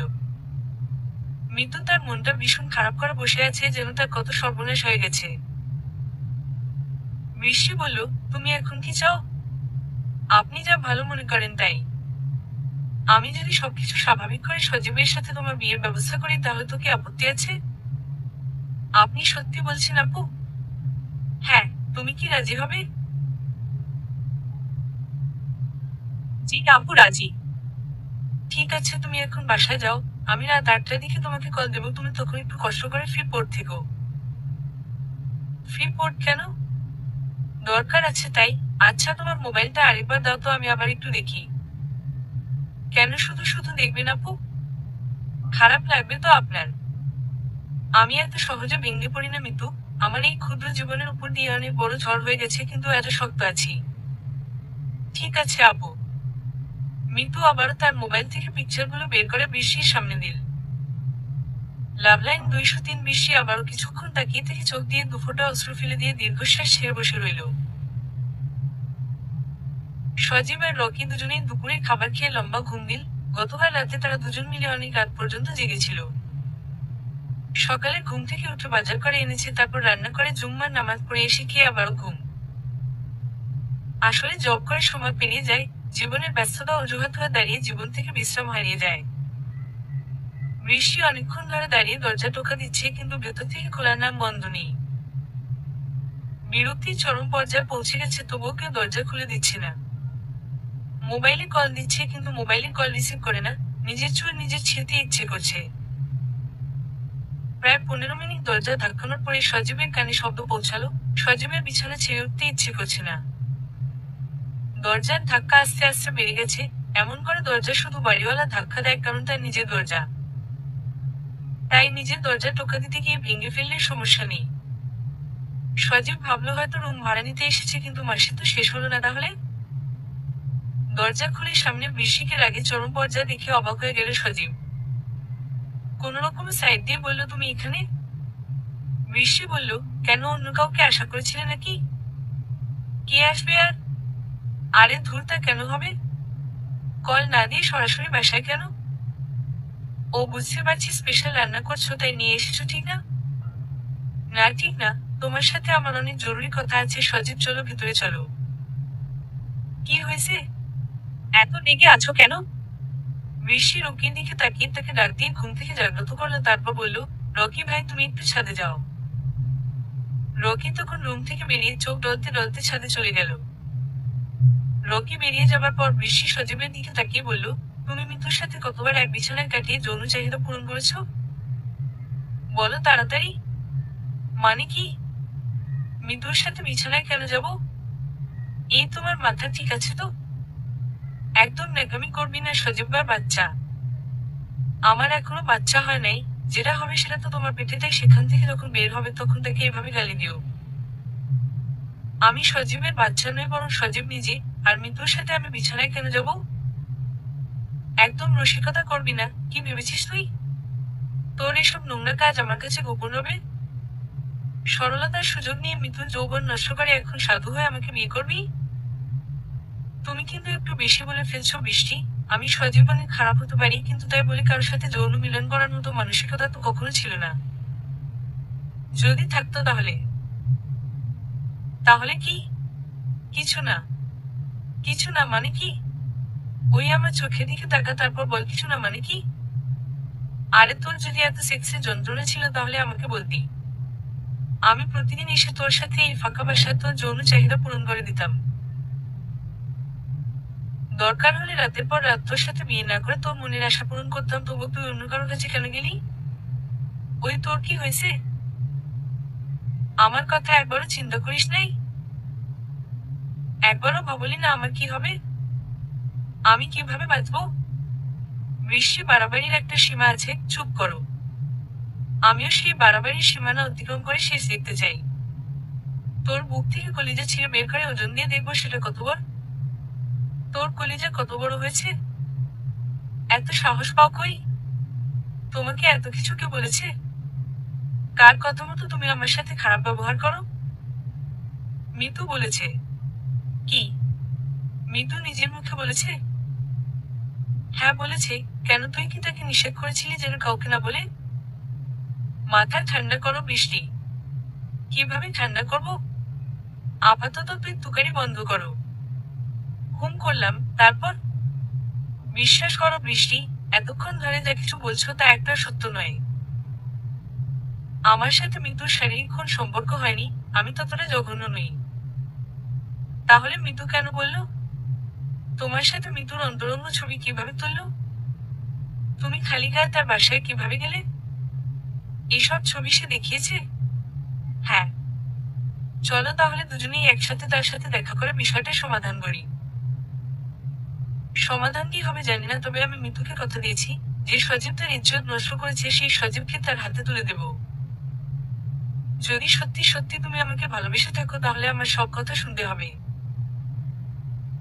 তাই বলে মিতুর সাথে বিয়ে? বিয়ের আগে তার পুকুরে গোসল করতে পারো, তাহলে সেই পুকুর কিনে নিতে সমস্যা কি? নাকি এক একদিন এক একটা ঘাটে গোসল করার ইচ্ছে? বাজে কথা বন্ধ করো। তুমি বাজে কাজ করবা আর আমি বললেই দোষ? আমি কিছু করি নাই। একটা মেয়ে তার ইজ্জত নিয়ে এত বড় মিথ্যা কথা কখনো বলতে পারে? হুম পারে, আর মিতু তার বড় উদাহরণ। মিতু মিথ্যা বলে নাকি তুমি বলো? তুমি মিতুর কাছে চলো, আমি সবকিছু পরিষ্কার করে দেব। আমার মনের অবস্থা কি হবে সজীব? আমি যে তোমাকে ছাড়া বাঁচবো না। কেন করলে এটা? আবারও বলছি, আমি কিছু করিনি। প্রমাণ করতে পারবে? হ্যাঁ পারবো। যদি প্রমাণ করতে না পারো তাহলে মিতুকে কিন্তু বিয়ে করতে হবে, রাজি? আচ্ছা রাজি আমি। আর যদি প্রমাণ করতে পারি যে আমি নির্দোষ তাহলে আজকেই আমি তোমাকে বিয়ে করব, রাজি? হ্যাঁ রাজি। যদি সত্যি সত্যি প্রমাণ করতে পারো যে তুমি কিছু করো নাই তাহলে আজকেই আমরা বিয়ে করব। মেলা মেলা ধন্যবাদ। চলো তাহলে এখনই বেরিয়ে পড়তে হবে, মিতুর সাথে দেখা করব। চলো। সজীব, মিতু আর বৃষ্টি হোটেল আল সালাহ এর ভেতর দক্ষিণ দিকে বসে আছে। মিতুর চোখে মুখে আতঙ্কিত ভাব লক্ষ্য করা যাচ্ছে। সে ভয় লজ্জায় সজীবের দিকে তাকাতে পারছে না। বৃষ্টি খুব স্বাভাবিকভাবে মিতুর দিকে তাকিয়ে বলল, দেখ মিতু, আমি সজীবের কাছে সমস্ত ঘটনা জিজ্ঞেস করেছি কিন্তু সে স্বীকার করে নাই। এখন তার সাথে আমার চুক্তি হয়েছে, সজীব যদি নিজেকে তোমার সামনে নির্দোষ প্রমাণ করতে পারে তাহলে আজকেই আমরা বিয়ে করব। আর যদি অভিযোগ সত্য প্রমাণিত হয় তাহলে তোমার সাথে আজকে তার বিয়ে হবে। আর যদি তোমার অভিযোগ মিথ্যা প্রমাণ হয় তাহলে আমাদের বিয়ের সাক্ষী হিসেবে তোমাকে রাখা হবে এবং আমার আর সজীবের বিয়ে মিশি খেয়ে বাসায় যেতে হবে। মিতু কিছু না বলে তাকিয়ে রইল। ঋষি বলল, সজীব তুমি তোমার কথা শুরু করতে পারো, তবে মনে রেখো চুক্তি কিন্তু নড়চড় হবে না। সজীব বলল, এসব কি মিতু? মিতু টেবিলের দিকে তাকিয়ে বলল, যা সত্যি তাই সবকিছু বলে দিয়েছি। তুমি বলেছিলে আমাকে বিয়ে করবে, কিন্তু এভাবে নিঃস্ব করে আবার চলে যাবে ভাবতে পারিনি। যদি বুঝতে পারতাম তাহলে নিজেরা তোমার সর্বনাশ আপনাকে করতে দিতাম না। তুমি আমার দিকে তাকিয়ে কথা বলো। তোমার সাথে আমি কখন কি করলাম? আমি সবকিছু বৃষ্টি আপুকে বলেছি, এখন সে যা বলবে তাই হবে। আমি তোমার সাথে কথা বলছি, তোমাকে আমি তো কখনো অসম্মান করিনি। উপকার হয়তো আমি করতে পারি নাই, কিন্তু ক্ষতিও তো করিনি কখনো, তাহলে তুমি কেন আমাদের মাঝে দূরত্ব সৃষ্টি করো? টেবিলে রাখা পানির গ্লাসের দিকে তাকিয়ে মিতু বলল, এখন তো সবকিছু মিথ্যে মনে হবে। মিতুর প্রয়োজন ফুরিয়ে গেছে, তাই তাকে এখন অস্বীকার করে ফেলে দিতে চাও? আজব তো, আমি তো কোনোদিন তোমাকে গ্রহণ করিনি, তাহলে ফেলে দেবার প্রশ্ন আসে কেন? মিতু সবগুলো কথা আরেক দিকে তাকিয়ে বলছে, সজীবের চোখের দিকে তাকিয়ে কথা বলতে পারা হয়তো সম্ভব না। লাভলাইন 203 মিথ্যা কথা কখনো সরাসরি চোখ পানে তাকিয়ে বলা যায় না, তাহলে আঁখি ছলছল করে। চোখ তখন সত্যটা বলে দিতে চেষ্টা করে। ঋষি বলল, সজীব এভাবে করলে হবে না, কিন্তু তুমি হয় ভালো করে প্রমাণ করো, না হলে নিজের সব অপরাধ স্বীকার করে নাও। তাড়াতাড়ি করে তোমার আর মিতুর বিয়ে দিয়ে বাসায় গিয়ে 1 ঘন্টা ধরে গোসল করব। সজীব বলল, তুমি কেন আমাকে ভুল বুঝো বৃষ্টি? আমি সত্যি সত্যি কিছু করিনি। তাহলে প্রমাণ করতে পারো না কেন? সত্যি সত্যি যদি নির্দোষ হও তাহলে সমস্যা কই? সজীব মিতুর দিকে তাকিয়ে বলল, মিতু তোমার কাছে হাত জোড় করছি, প্লিজ আমাদের জীবন তুমি নষ্ট করে দিও না। তুমি তো একটু একটু করে সবই জানো যে আমি কত কষ্ট করে বৃষ্টিকে পেয়েছি। মিতু বলল, তোমাদের দুজনের জীবন শুধু জীবন, আর আমারটা জীবন নয়। লাভলাইন 203 আমার জীবনটা তুমি যে নষ্ট করছো তাতে কি সমস্যা নেই? নাকি আমার কোনো জীবন নেই? বৃষ্টি বলল, তুমি চিন্তা করো না মিতু, আমি আছি তোমার সাথে। আমি থাকতে তোমার জীবন নষ্ট হতে দেব না, তাতে যতই কিছু হয়ে যাক। আপু সজীব তো আমাকে স্বীকার করে মেনে নিতে চাচ্ছে না, তাহলে তাকে পেয়ে আমার লাভ কি? আমি তো জোর করে কিছু চাই না, আমি চাই নিজে ইচ্ছে করে সজীব আমাকে ভালোবেসে কাছে রাখুক। আস্তে আস্তে সব হবে। সজীব বলল, কিছু হবে না, আমি কোনোদিন ওকে বিয়ে করব না। দরকার হলে থানায় আমার নামে মামলা করুক, আমি আবারও মিথ্যা অভিযোগ নিয়ে জেল খাটবো, তবুও বিয়ে করব না। মিতু দেখলো পরিস্থিতি আস্তে আস্তে খারাপ হয়ে যাচ্ছে, এখন তো সত্যটা স্বীকার করার উপায় নেই। তাই বলল, দরকার হলে তাই করব। ঋষি বলল, দুজনেই চুপ করো এখন, খাবার এসে গেছে, তাই আগে খাওয়া শেষ করো, তারপর আমি এ বিষয়ে কিছু বলতে চাই। অনিচ্ছা সত্ত্বেও সজীব খাবার খেতে শুরু করলো, তবে গলা দিয়ে নামতে চাচ্ছে না। খাবার শেষ করে বৃষ্টি খুব স্বাভাবিকভাবে মিতুর দিকে তাকিয়ে রইল। মিতু বৃষ্টির চোখে চোখ পড়া মাত্রই চমকে গেল, কারণ বৃষ্টির চোখে সে অন্য কিছু দেখতে পাচ্ছি। বৃষ্টি বলল, কেন এমন করলে মিতু? আমি তো করতে চাই নাই, কিন্তু সজীব যখন এসে বলল আপনার সাথে সম্পর্ক নেই, তাই সে আমাকে চায়, তখন না করতে পারি নাই। আমি সেটা বলছি না। তাহলে? এই যে মামুনের সাথে হাত মিলিয়ে সজীবের বিরুদ্ধে মিথ্যা অভিযোগ আনলে, এই মিথ্যা কথাটা বলে তুমি কি চাও? কেন করলে? আপু আমি মিথ্যা বলছি না। প্লিজ মিতু, এতটা নিকৃষ্ট হয়ে যেও না। ভুলে যেও না আমরা হলাম মানুষ এবং সৃষ্টির সেরা জীব। তাই আমাদের এতটা নিকৃষ্ট হওয়া মানায় না। মিতু তোমার কাছ থেকে এটা সজীব কোনোদিন আশা করে নাই। আমি কোনটা মিথ্যা বলেছি? সবকিছু মিথ্যা, তোমার সকল কথা মিথ্যা, তোমার কাছে তোলা সজীবের সেই পিকচারও মিথ্যা। পিকচার মিথ্যা কেন হবে? দেখো মিতু, এটা আমার আর সজীব যুগ যুগ ধরে একসাথে থাকা প্রসঙ্গ। তাই তোমার সেই পিকচার আমি বারবার দেখেছিলাম। আর একটা বিষয় কি জানো? তোমার মোবাইলের গ্যালারিতে পিকচার যেদিন তোলা হয়েছে সেই দিনের তারিখ লেখা আছে, সুতরাং সেই তারিখ দেখে অবাক হলাম। কারণ মাত্র সপ্তাহ খানিক আগে এই ছবি তোলা হয়েছে, আর তোমার বক্তব্য ছিল যে রমজানের কাহিনী এটা। মিতু মুখ পাংশু করে বসে রইল। বৃষ্টি বলল, সবচেয়ে বড় অবাক হলাম কারণ তোমার সেই বালিশের পাশে সজীবের গেঞ্জি খুলে রাখা ছিল। আশ্চর্যের বিষয় হচ্ছে ওই গেঞ্জি সজীব ঈদের আগের দিন কিনেছে। তুমি যদি রমজান মাসে ছবি তুলে থাকো তাহলে ঈদের আগের দিন কেনা গেঞ্জি পেলে কিভাবে? ভবিষ্যতে চলে গেছো নাকি? আরেকটা কথা, তুমি নিজেই কিন্তু বলেছিলে যে মামুন আমাদের দুজনের মধ্যে ফাটল ধরাবার চেষ্টা করে যাচ্ছে। আর সেই গুটির চালটা তোমাকে দিয়ে করলো, তাই না? মিতু মাথা নিচু করে বলল, ভুল হয়েছে আপা। বৃষ্টি বলল, আমি কিন্তু আমার বাসায় বসেই বুঝতে পেরেছিলাম তুমি মিথ্যা বলছো, কিন্তু তবুও আমি সজীবের বাসায় গিয়ে তাকে বকাঝকা করে নিয়ে এসেছি। কারণ তাকে যদি বলতাম যে মিতু আমাদের মাঝে দূরত্ব সৃষ্টি করতে চায় তাহলে সজীব বিশ্বাস করতো না। তাই বাধ্য হয়ে প্রচুর খারাপ ব্যবহার করে তোমার মনের নোংরামিগুলো তার সামনে উপস্থাপন করলাম। সজীব এবার মনে হয় যেন পানি ফিরে পেয়েছে, সে কিছু বলতে গিয়ে বৃষ্টির দিকে তাকিয়ে চুপ হয়ে গেল। বৃষ্টি বলল, কিছু করার নেই মিতু, তুমি মন খারাপ করিও না, আমাদের দুজনের বিয়ের সময় তোমাকে সাক্ষী হিসেবে রাখবো, কথা দিচ্ছি। হোটেল থেকে বেরিয়ে সজীব আর বৃষ্টি দুজনেই অবাক হয়ে গেল, কারণ হোটেলের সামনে রাস্তায় মামুন ও তার বন্ধুরা দাঁড়িয়ে আছে। আরো অবাক করা বিষয় হচ্ছে মামুনের পিছনে 4 জন পুলিশ দাঁড়িয়ে আছে। বৃষ্টি আর সজীব একে অপরের মুখের দিকে তাকিয়ে রইল। বৃষ্টি মিতুর দিকে হঠাৎ করে তাকিয়ে দেখে মিতুর মুখটা হাসি হাসি। যদিও পুলিশ দেখে প্রথমে ভয় লেগেছিল, কিন্তু তার কিছুক্ষণ পরে ভয় কেটে গেল, কারণ পুলিশ 4 জন রাস্তার পাশ দিয়ে হাঁটতে হাঁটতে চলে গেল।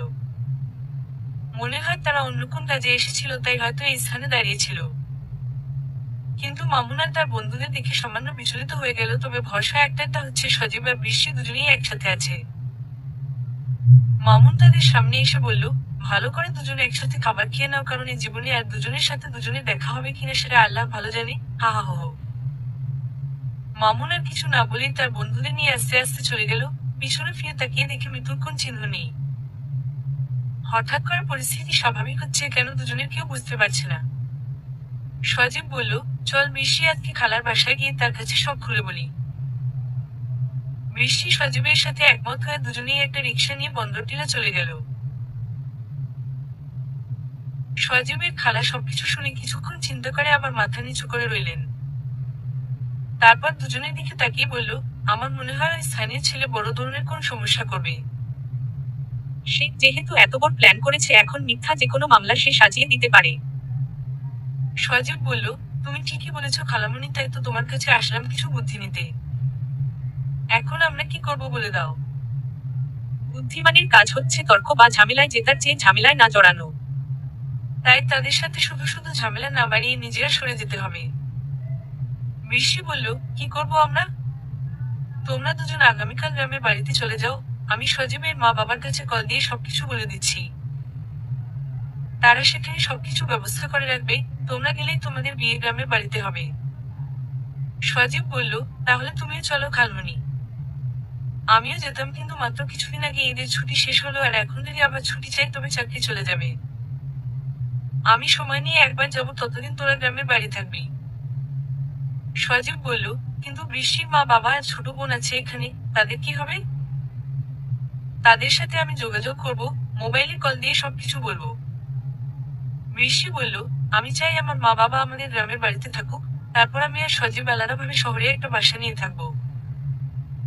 আর গ্রামের বাড়িতে তারা থাকলে মাসের খরচ কম হবে, শহরে 1 গ্লাস পানিটাও কিনে খেতে হয়। গ্রামের বাড়িতে এটা দরকার নেই বলে তারা ভালো করে থাকতে পারবে। খালা বলল, তাহলে তোমরা গ্রামের বাড়িতে চলে যাও, আমি আর সজীবের ওই বন্ধু এবং আমার 2 জন পরিচিত অফিসের ভাইদের নিয়ে তোমার মা বাবাকে মালামাল সহ পাঠিয়ে দেব। বৃষ্টি বলল, কিন্তু? কোন কিন্তু নেই, তোমরা এখন গিয়ে সজীবদের বাড়িতে থাকবা, তারপর আমি যখন তোমার মা বাবাকে মালামাল সহ পাঠিয়ে দেব, তার 2 দিন আগে তুমি সজীবের বাড়ি থেকে সজীবকে নিয়ে তোমার গ্রামের বাড়ি চলে যাবে। আমি তোমার মা বাবাকে সরাসরি তোমাদের গ্রামে পাঠিয়ে দেব, তখন তুমি আর সজীব মিলে তোমাদের বাড়ি মোটামুটি ভালো করে ঠিকঠাক করে দিবে। তারপর তোমার মা বাবা গেলে তাদেরকে সবকিছু বুঝিয়ে দিয়ে তোমরা ঢাকা শহর চলে যেও। অবশ্য তুমি গ্রামের বাড়িতে আপা দুলাভাইয়ের সাথে থাকতে পারবে। কিন্তু যেহেতু এত কষ্টের বিয়ে, তাই দুজনের চাকরি করতে কষ্ট হলে চাকরি করা ভালো হবে। তাহলে দুজনেই একসাথে থাকতে পারবে। তাছাড়া তোমার মা বাবাকে মাসে মাসে কিছু টাকা দিতে হবে, না হলে চলবে কিভাবে? সজীব আর বৃষ্টি দুজনেই চুপ হয়ে গেল, হয়তো তারা ভাবছে তাদের কি করা উচিত। খালা বলল, আমার মনে হয় বড় কোন ঝড়ের আঘাতে পড়তে যাচ্ছ তোমরা। তাই আমার পরামর্শ হচ্ছে তোমরা আজকে রাতটা এখানে থেকে কালকে দুপুর 2টায় আমাদের বাগেরহাটের উদ্দেশ্যে গাড়ি যাবে, সেই গাড়িতে বাগেরহাট চলে যাও। বৃষ্টি বলল, তাহলে আমি কি আমার মা বাবার সঙ্গে কথা বলে দেখব তারা কি বলে? হ্যাঁ, দেখতে পারো। সজীব বলল, যদি তারা রাজি না হয়? বৃষ্টি বলল, তবুও আমি চলে যাব তোমার সাথে, তবে আমার বিশ্বাস মা বাবাকে বুঝিয়ে বললে তারা রাজি হবে। ঠিক আছে, তাহলে তাই করো। বৃষ্টির মা প্রথমে যেন নিজের কানকে বিশ্বাস করতে পারলেন না, কারণ হুট করে এমন কথা তিনি বৃষ্টির কাছে আশা করে নাই। তাছাড়া ঈদের ছুটি শেষে মাত্র ডিউটি শুরু করেছে, তাই হাতে টাকা পয়সা নেই বললেই চলে। কিন্তু বৃষ্টি তার নিজের মেয়ে, তাই তিনি ভালো করে জানেন বৃষ্টি একবার যেহেতু বলেছে সেহেতু সে এটা করেই ছাড়বে। তাই প্রতিবাদ করতে গিয়ে করতে পারে না, কিন্তু তার নিজের খুব ইচ্ছে ছিল মামুনের সাথে বৃষ্টির বিয়ে হোক। একবার ভাবলেন মামুনের কাছে সবকিছু ফাঁস করে দিবে, কিন্তু আবার ভাবলো যে এতে করে যদি নিজের মেয়ের বিপদ বাড়ে, আর বৃষ্টি যদি জানতে পারে তাহলে তো এই জীবনে আর মায়ের মুখ দেখবে না। সকালবেলা 10টার দিকে বৃষ্টি সজীবের খালার একটা কালো বোরকা পরে বাসায় গেল। বাসায় গিয়ে ব্যবহৃত কাপড় একটা ব্যাগে ভরে মা বাবা আর ছোট বোনের কাছে বিদায় নিয়ে বেরিয়ে গেল। আর কিছুদিনের মধ্যে তারা যেন গ্রামের বাড়ি যাওয়ার প্রস্তুতি নিয়ে রাখে সেটাও বলে দিয়ে এলো।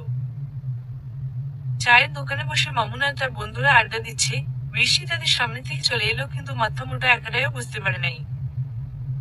1 মাইলের মাথা রাহমানিয়া মসজিদের কাছে কাউন্টার থেকে বলেশ্বর পরিবহনে উঠে গেল।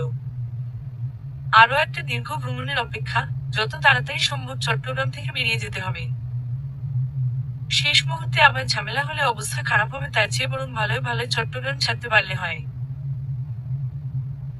অলংকার বাস টার্মিনাল থেকে বাস ছাড়লো বিকাল 5টায়।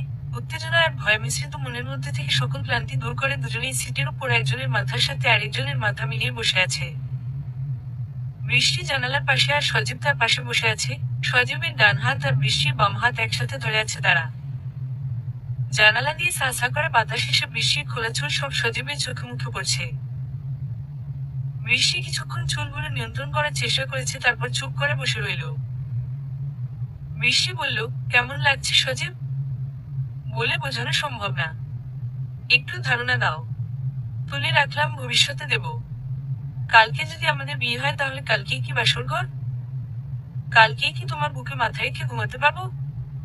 ইনশাআল্লাহ। আচ্ছা সজীব, বিয়ের পরে কি আমরা দুজনেই এমন করে ভালোবাসতে পারবো, নাকি কর্মব্যস্ততার জন্য আস্তে আস্তে দূরত্ব সৃষ্টি হবে? কিসের দূরত্ব? প্রেম আরো বেশি বেড়ে যাবে।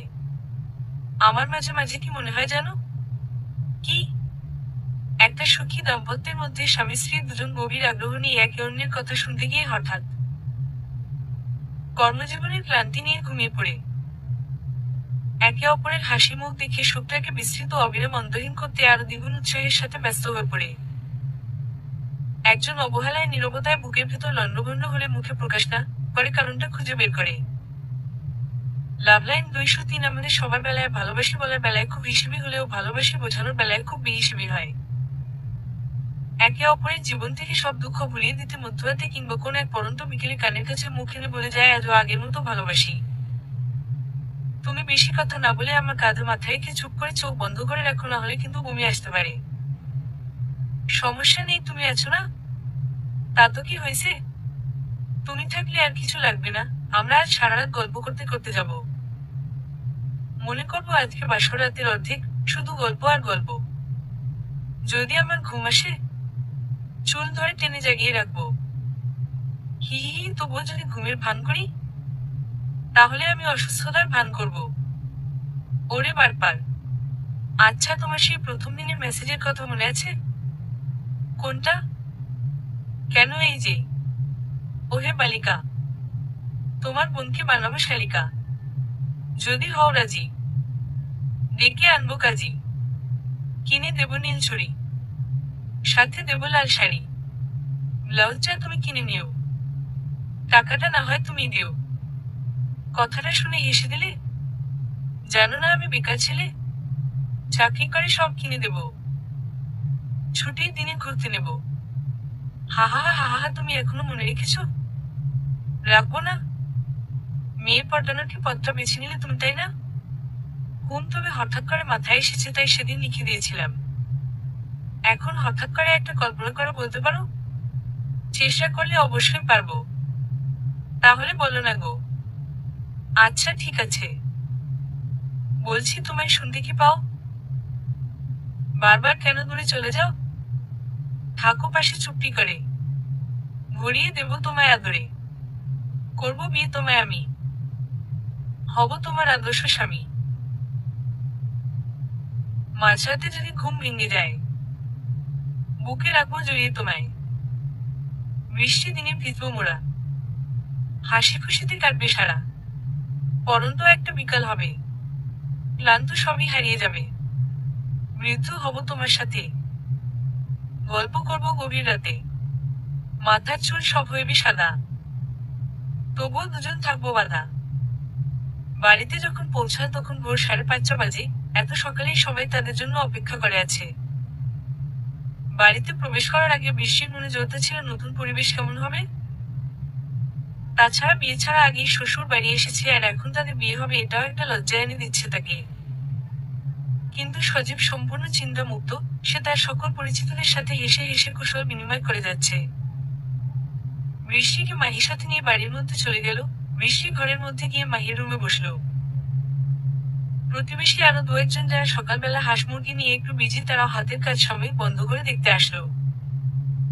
সজীবের বাবা চায়ের কাপ হাতে একটু পর পর মাহিকে ডেকে ডেকে বিভিন্ন উপদেশ দিচ্ছেন। যেমন, ওদেরকে হাত মুখ ধুয়ে খেতে বল, গোসল করবে কিনা জিজ্ঞেস করে দেখ, সারা রাত জার্নি করে এসেছে, গোসল করে ঘুমিয়ে পড়লে ভালো লাগবে, ইত্যাদি ইত্যাদি ইত্যাদি। সজীবের মা রান্নাঘরের দরজা বন্ধ না করে ছেলে আসার খবর পেয়ে গেছিল, কিন্তু বিড়াল এসে তার বাটিতে রাখা মাছের ঢাকনা সরানোর চেষ্টা করছে। তাই দেখে তিনি বিড়ালের জন্য লাঠি খুঁজে বের করছেন। বৃষ্টি মাহির রুমের মধ্যে এসে বোরকা খুলে বসলো। মাত্র 11 দিন আগে বিদ্যুৎ এসেছে, তাই গরমের কষ্ট হবে না। সজীব প্যান্ট শার্ট পরিবর্তন করে লুঙ্গি পরে সামনে দাঁড়িয়ে আছে। চাচাতো ভাই মনিরের স্ত্রী কবিতা ভাবি বিভিন্ন কথা বলে মজা নিচ্ছে। সিদ্ধান্ত হলো দুপুরবেলা গায়ে হলুদ দিয়ে গোসল করানো হবে, বিকেলে আসরের নামাজের পরে কাজে এসে বিয়ে পড়াইবেন।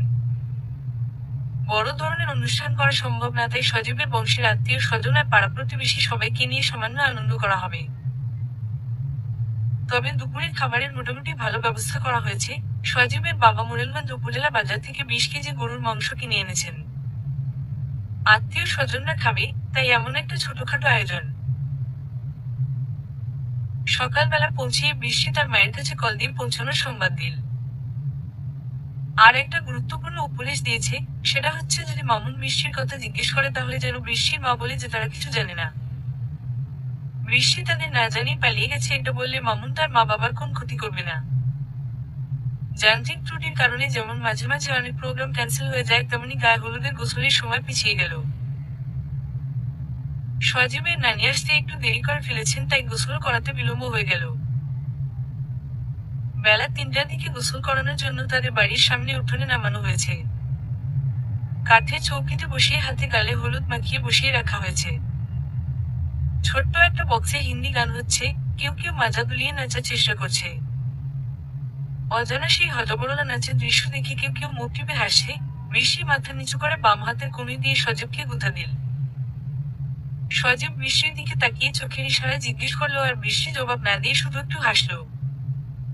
বৃষ্টির গায়ে 3 কলসি পানি দেবার পরে বৃষ্টিকে মাহি উঠিয়ে নিয়ে গেল। বৃষ্টি ঘরের মধ্যে গিয়ে ঘরের একমাত্র পাকা বাথরুমের মধ্যে ভালো করে গোসল করতে লাগলো। পানি আগেই আনা ছিল, বৃষ্টি সেই পানিতে ভালো করে গোসল করছে। কিন্তু সজীবকে আর ছাড়া হলো না। চাচাতো ভাবিয়া সবাই মিলে কলসির পর কলসি পানি ঢালতে শুরু করলেন। 26 কলস পানি দেবার পরে পিছন থেকে কে যেন বলল, এবার বন্ধ করো, না হলে ঠান্ডা লেগে যাবে। উত্তরে তারা বলল, ঠান্ডা লাগলে সমস্যা নেই, আজকে রাতে গরম করার মানুষ আছে। কথাটা শুনে সবাই সমুচ্চরিত ভাবে হেসে উঠল। হাসতে হাসতে আরো 5-6 কলসি পানি ঢেলে দিল। কাজী সাহেব স্থানীয় বাজারে জামে মসজিদে এসে আসরে নামাজ পড়লেন। তারপর সজীবদের বাড়ি এসে 1,01 টাকা দিনমোহর নির্ধারণ করে বিয়ে সম্পন্ন করে চলে গেলেন। বিয়ে সম্পন্ন হবার পরে সবাই বৃষ্টিকে সাজাতে শুরু করলেন। বাসর ঘর সাজানোর দায়িত্ব সজীবের দুটো বাল্যবন্ধুর। সজীব ঘরের সামনে বাঁধানো সিঁড়ির উপর বসে রকি আর শফিকের কাছে বিয়ের খবর দিল। অফিসে যে 2-1 জন পরিচিত ছিল সবার সাথে মোটামুটি কল দিচ্ছেন। রাত 10টা। সকল ব্যস্ততা অবসান ঘটিয়ে বৃষ্টিকে বউ সাজিয়ে বসানো হয়েছে সদ্য ফুল দিয়ে সাজানো বাসর ঘরে।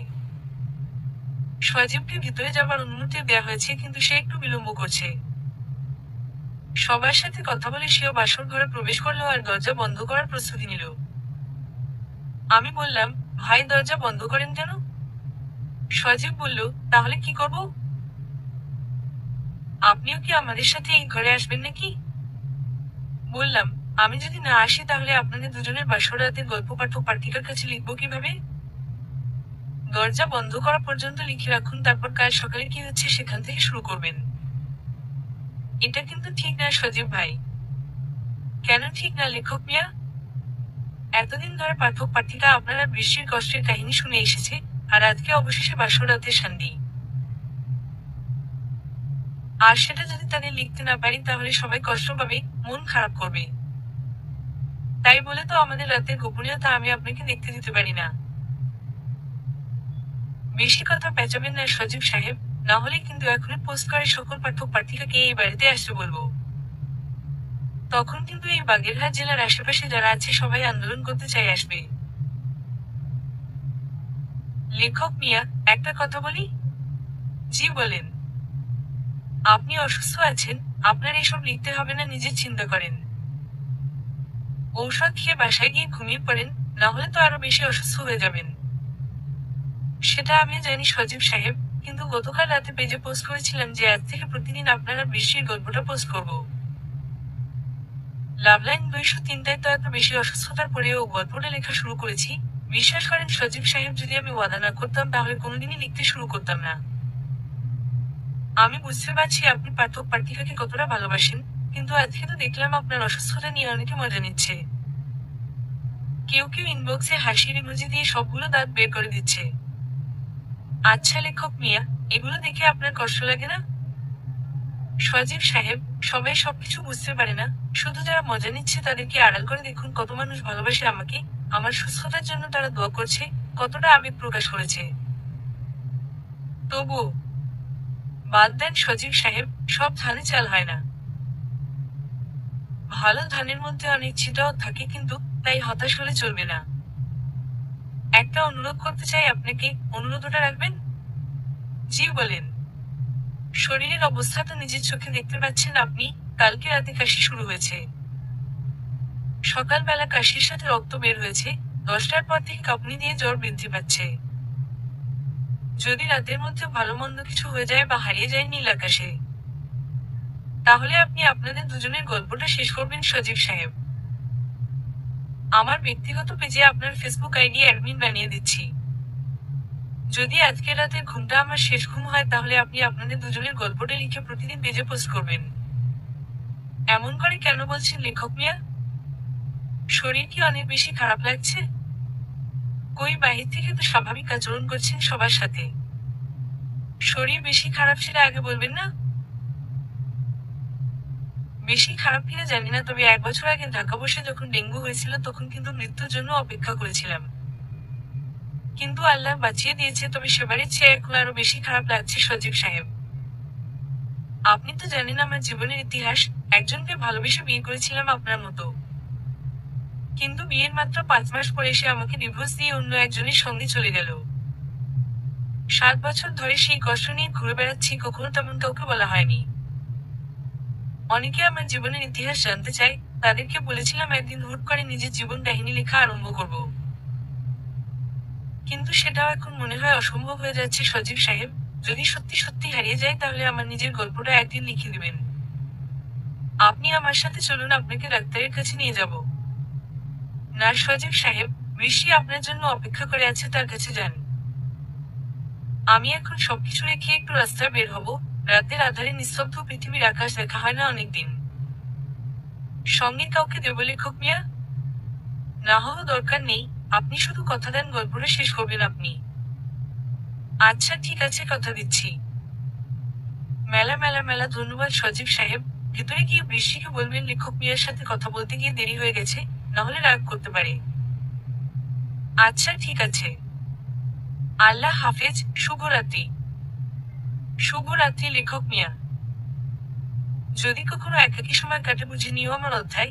নিঃসঙ্গ ইচ্ছে করি এলোমেলো দূরে কোথাও কোন সে শোনায় না আমায় ভালোবেসে দুঃখের প্রহরে সুখে ছোঁয়া বিষণ্ণ হৃদয়ে এক মুহূর্ত স্পর্শে আকাশ নীলা তারার মেলায় তুমি চিরন্তন ছায়ামানবী তুমি আমার ভালোবাসা। বাসর ঘরে আর যাওয়া হলো না, তাই আপনাদের সেই ঘটনা জানানো হলো না।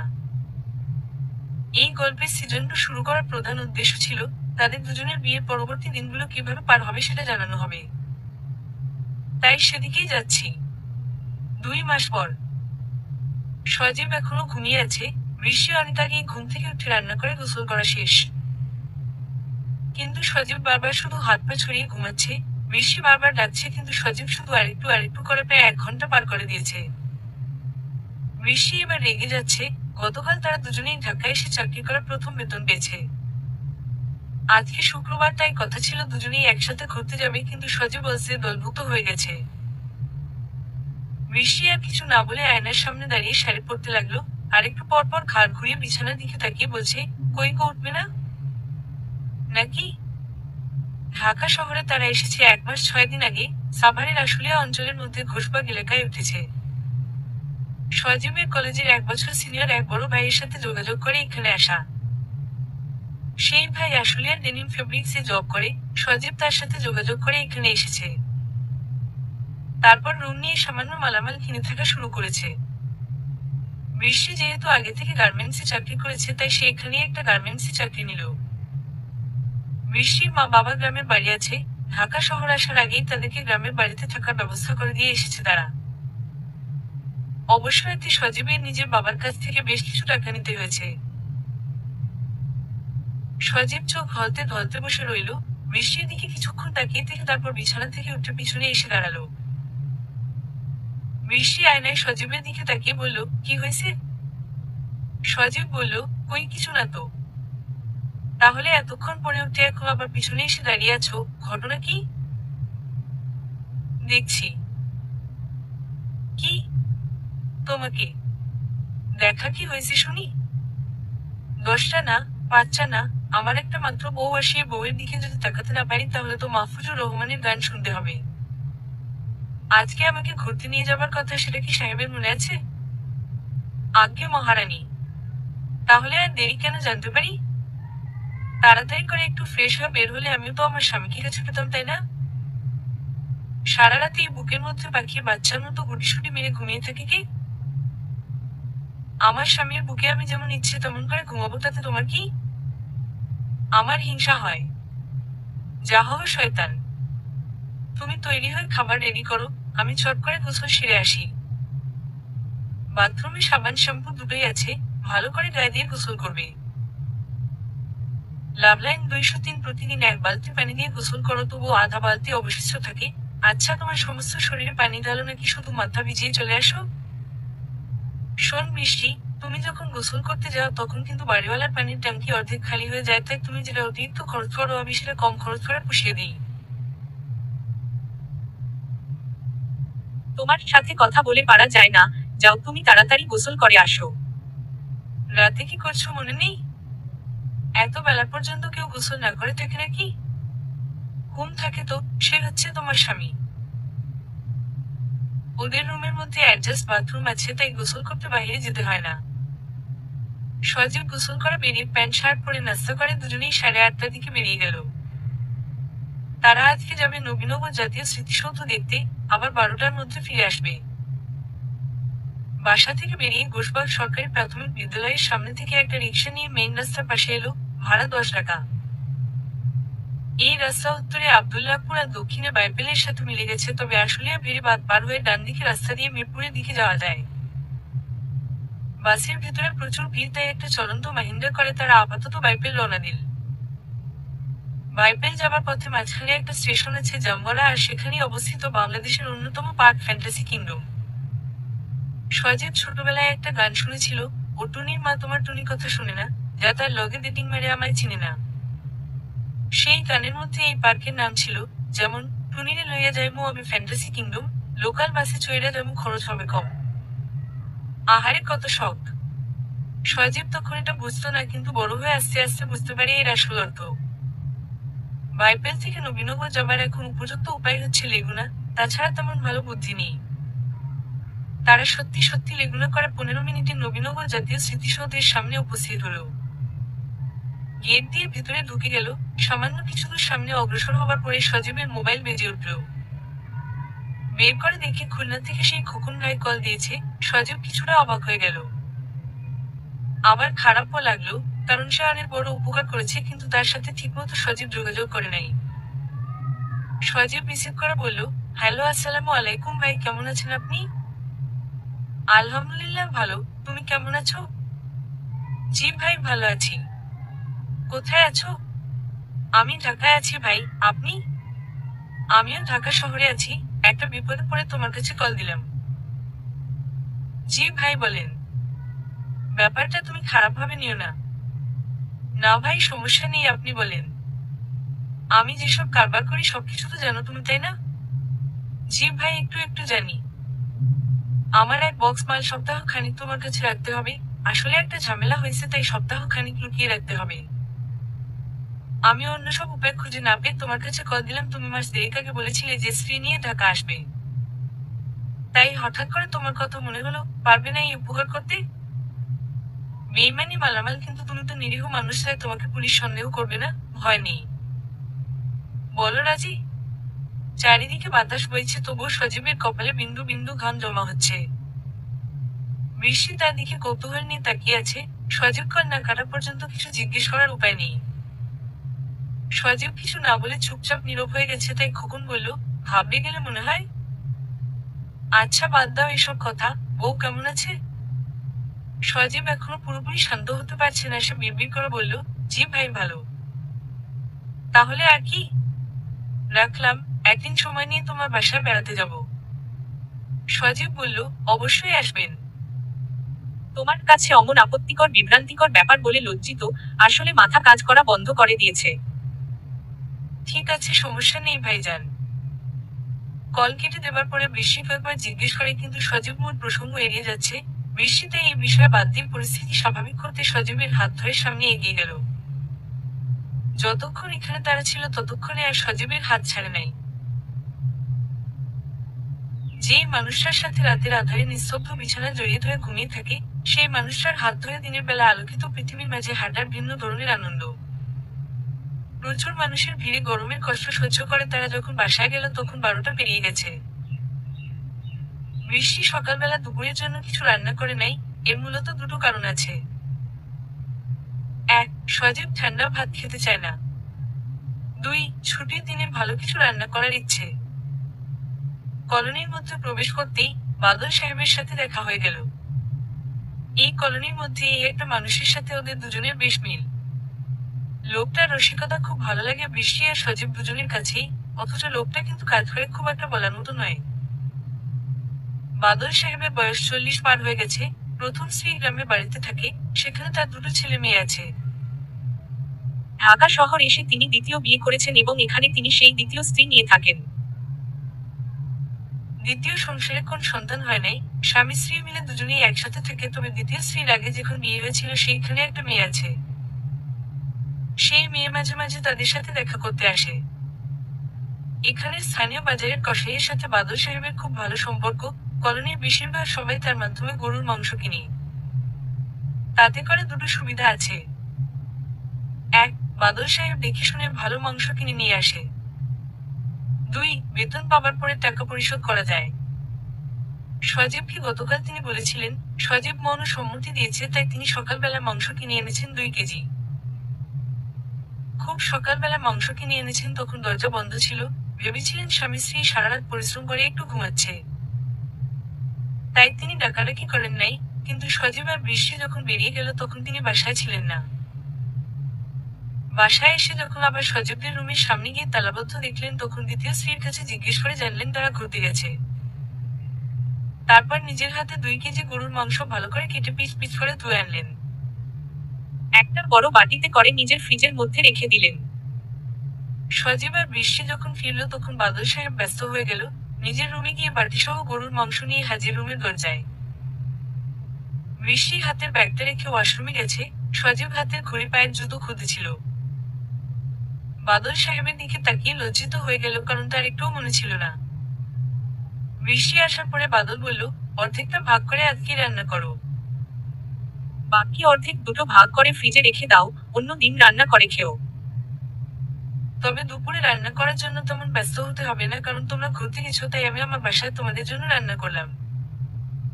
আমার সাথে তো তেমন কেউ নাই, তাই মাঝে মাঝে অনেকেই দাওয়াত করি। আজকে না হয় তোমরা দুজন দুপুরে খেলে, বিকেলে রান্না করলেই হবে। সজীব আর বৃষ্টি দুজন দুজনের দিকে তাকিয়ে শুধু একটু হাসলো। তাদের হাসি দেখে বাদল সাহেব একটা পাল্টা হাসি দিয়ে চলে গেল। মনে হয় এদের প্রেম দেখে মনের মধ্যে নতুন করে প্রেম জেগেছে।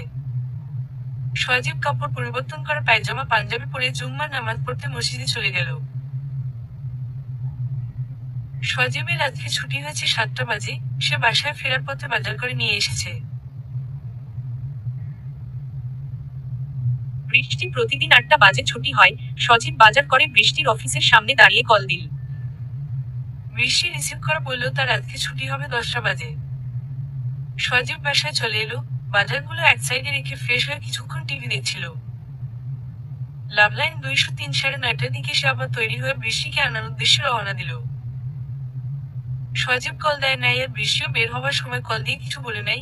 ছুটির পরে সবাই এক এক করে বের হচ্ছিল, আর সজীব চাতক পাখির মতো তাদের মধ্যে বৃষ্টিকে খুঁজছে।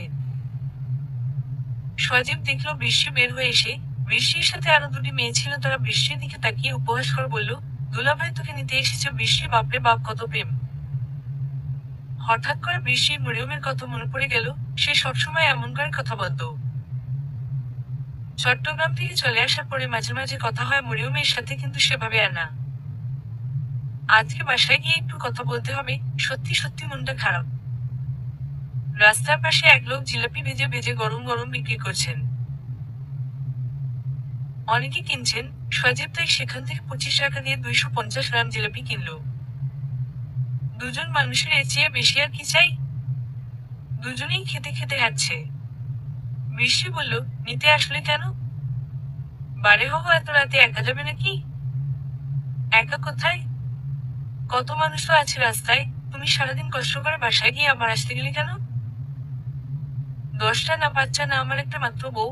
আর সেই বউকে যদি একটু ভালোবেসে এগিয়ে নিতে আসি তাতে কার কি? কারো কোন সমস্যা নেই সাহেব। আপনি আপনার বউকে আরো বেশি করে ভালোবাসুন, তাতে কেউ কিছু মনে করবে না। তবে আপনার বউ মনে হয় মনে মনে খুশি হবে অনেক। সেটা তোমাকে বলে দিতে হবে না। আমার বউকে আমি কিভাবে ভালোবাসবো সেটা আমার ইচ্ছে। ঠিক আছে বাবা, ঠিক আছে। বাসায় এসে বৃষ্টির পা ফেলবার সময় নিয়ে তাড়াতাড়ি রান্না করতে হবে। মাছ কাটতে হবে। রান্না করতে করতে আজকে 11:30টা হয়তো পার হয়ে যাবে। এদিকে রুমের মধ্যে চুলার আগুন জ্বলছে না। মাঝে মাঝে এখানে গ্যাস পায় না, তাই তখন রুমের বাইরে যেতে হয়। সেখানে অনেকেই রান্না করছে, তারা সবাই 10টা বাজে এসেছে। ভাত রান্না হয়ে গেছে। মাছ তরকারি কেটে সবকিছু ধুয়ে পাতিলে ছড়িয়ে দিয়ে একটু স্বস্তি। এখনো রুমে অনেক কাজ আছে, কিন্তু রান্না করে রুমের মধ্যে যেতে পারলে পরিত্রাণ। হঠাৎ করে এক মহিলা বলল, আজকে কি দেরি করে ছুটি হয়েছে আপা? বৃষ্টি বলল, জি 10টা বাজে। ভাইকে তো দেখলাম অনেক আগে এসেছেন, তা তিনি কি রান্না করে রাখতে পারলেন না? না আপা, আপনার ভাই মানে সজীব রান্না করতে পারে না, আর তাছাড়া আমিও চাই না ও রান্না করুক। দেখেন আপা, সারাদিন চাকরি দুজনেই করেন। সে যদি আগে আসে তাহলে তো রান্না করে রাখতে পারে, তাই না? সে 7টা বাজে এসে যদি রান্না করে রাখতো, তাহলে এখন আপনি এসে গোসল করে ফ্রেশ হয়ে খেয়ে ঘুমিয়ে পড়তে পারতেন। আগামীকাল সকালে তো আবারও অফিস আছে, আমার স্বামী তো তাই করে। সমস্যা নেই আপা, প্রতিদিন তো এমন হবে না, তাই মাঝে মাঝে এটুকু করতে পারবো। মাঝে মাঝে কেন? যখন 10টা বাজে ছুটি শুরু হয় তখন অনেকদিন চলে। প্রতিদিন 10টার পর এসে রান্না করতে কষ্ট হবে, তার চেয়ে বরং ভাইকে দিয়ে টুকটাক করিয়ে নেবেন।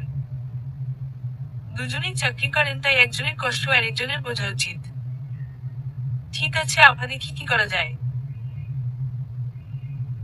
সপ্তাহ খানিক পরের কথা। বৃষ্টির শরীরটা অফিসে বসেই খারাপ লাগছে। হঠাৎ করে 4টার দিকে তার মিন্স আরম্ভ হয়েছে। এই সময়টা বৃষ্টির পেটে প্রচুর ব্যথা করে, চিৎকার করে কান্না করতে ইচ্ছে করে। অবশ্য বিয়ের পরে আগের চেয়ে ব্যথা অনেক কমে গেছে, তবুও যতটুকু আছে সেটাই সহ্য করা কষ্টকর। এমনিতেই আজকে কাজে অনেক চাপ। সকাল থেকে 4বার সুপারভাইজারের সাথে ঝগড়া হয়েছে। বিকেলে যখন অসুস্থতা শুরু হয়েছে তখন আরো সমস্যা হচ্ছে, কিন্তু গার্মেন্টস হচ্ছে কাজ ছাড়া কিছু বোঝে না। বৃষ্টির কাজ অনেক জমা হয়ে গেছে, তাই আজকে তার ছুটি 10টা বাজে হবে। বৃষ্টি অবশ্য ছুটি চেয়েছে, কিন্তু ছুটি নামঞ্জুর করেছে সুপারভাইজার, তাই রাগে দুঃখে চুপচাপ কাজ করতে লাগলো। 8টার দিকে সজীব কল দিয়ে বৃষ্টি রিসিভ করে বলল, আমার ছুটি 10টা বাজে। সজীব বলল, আজকেও? হ্যাঁ, কাজ আছে অনেক। তুমি একটা কাজ করতে পারবে? কি কাজ? দেড় পর চাল ধুয়ে ছড়িয়ে দিতে পারবে? আমি এসে ঝটপট করে তরকারি রান্না করতাম। তুমি কি পাগল হয়ে গেছো? আমি ভাত রান্না করতে গেলে পাতিলও পুড়ে যাবে। বৃষ্টি চুপ করে গেল, আস্তে করে মোবাইল কেটে দিয়ে নীরবে কাজ করতে লাগলো। বাসায় ফিরে দেখে সত্যি সত্যি সজীব রান্না করে নাই। বৃষ্টি ভেবেছিল রাগ করে কল কেটে দেবার জন্য মনে হয় সজীব রান্নার চেষ্টা করেছে, কিন্তু কিছু করে নাই দেখে সে সামান্য অবাক হয়ে গেল, তবে তার চেয়ে বেশি রাগ করলো। অফিসে সুপারভাইজারের রাগ আর নিজের শরীর খারাপের জন্য সবকিছু মিলিয়ে তার রাগে কান্না পেয়ে গেল। সজীবের সাথে কোন কথা না বলে চুপচাপ নিজের মনে কাজ করতে লাগলো। সজীব দুবার পিছন থেকে ধরে আদর করার ভঙ্গি করেছে, কিন্তু বৃষ্টি চুপচাপ এড়িয়ে গেল। রান্না করা শেষ করে সজীবের একার জন্য ভাত বেড়ে দিয়ে নিজে কাপড় নিয়ে বাথরুমে চলে গেল। সজীব অনেকক্ষণ ধরে বসে রইল। বৃষ্টি বাথরুম থেকে বেরিয়ে ভেজা কাপড় বিছিয়ে দিয়ে বিছানায় শুয়ে পড়ল। সজীব হতবাক হয়ে তাকিয়ে রইল। বৃষ্টি হঠাৎ করে এমন করবে সেটা সজীব বুঝতে পারে নাই।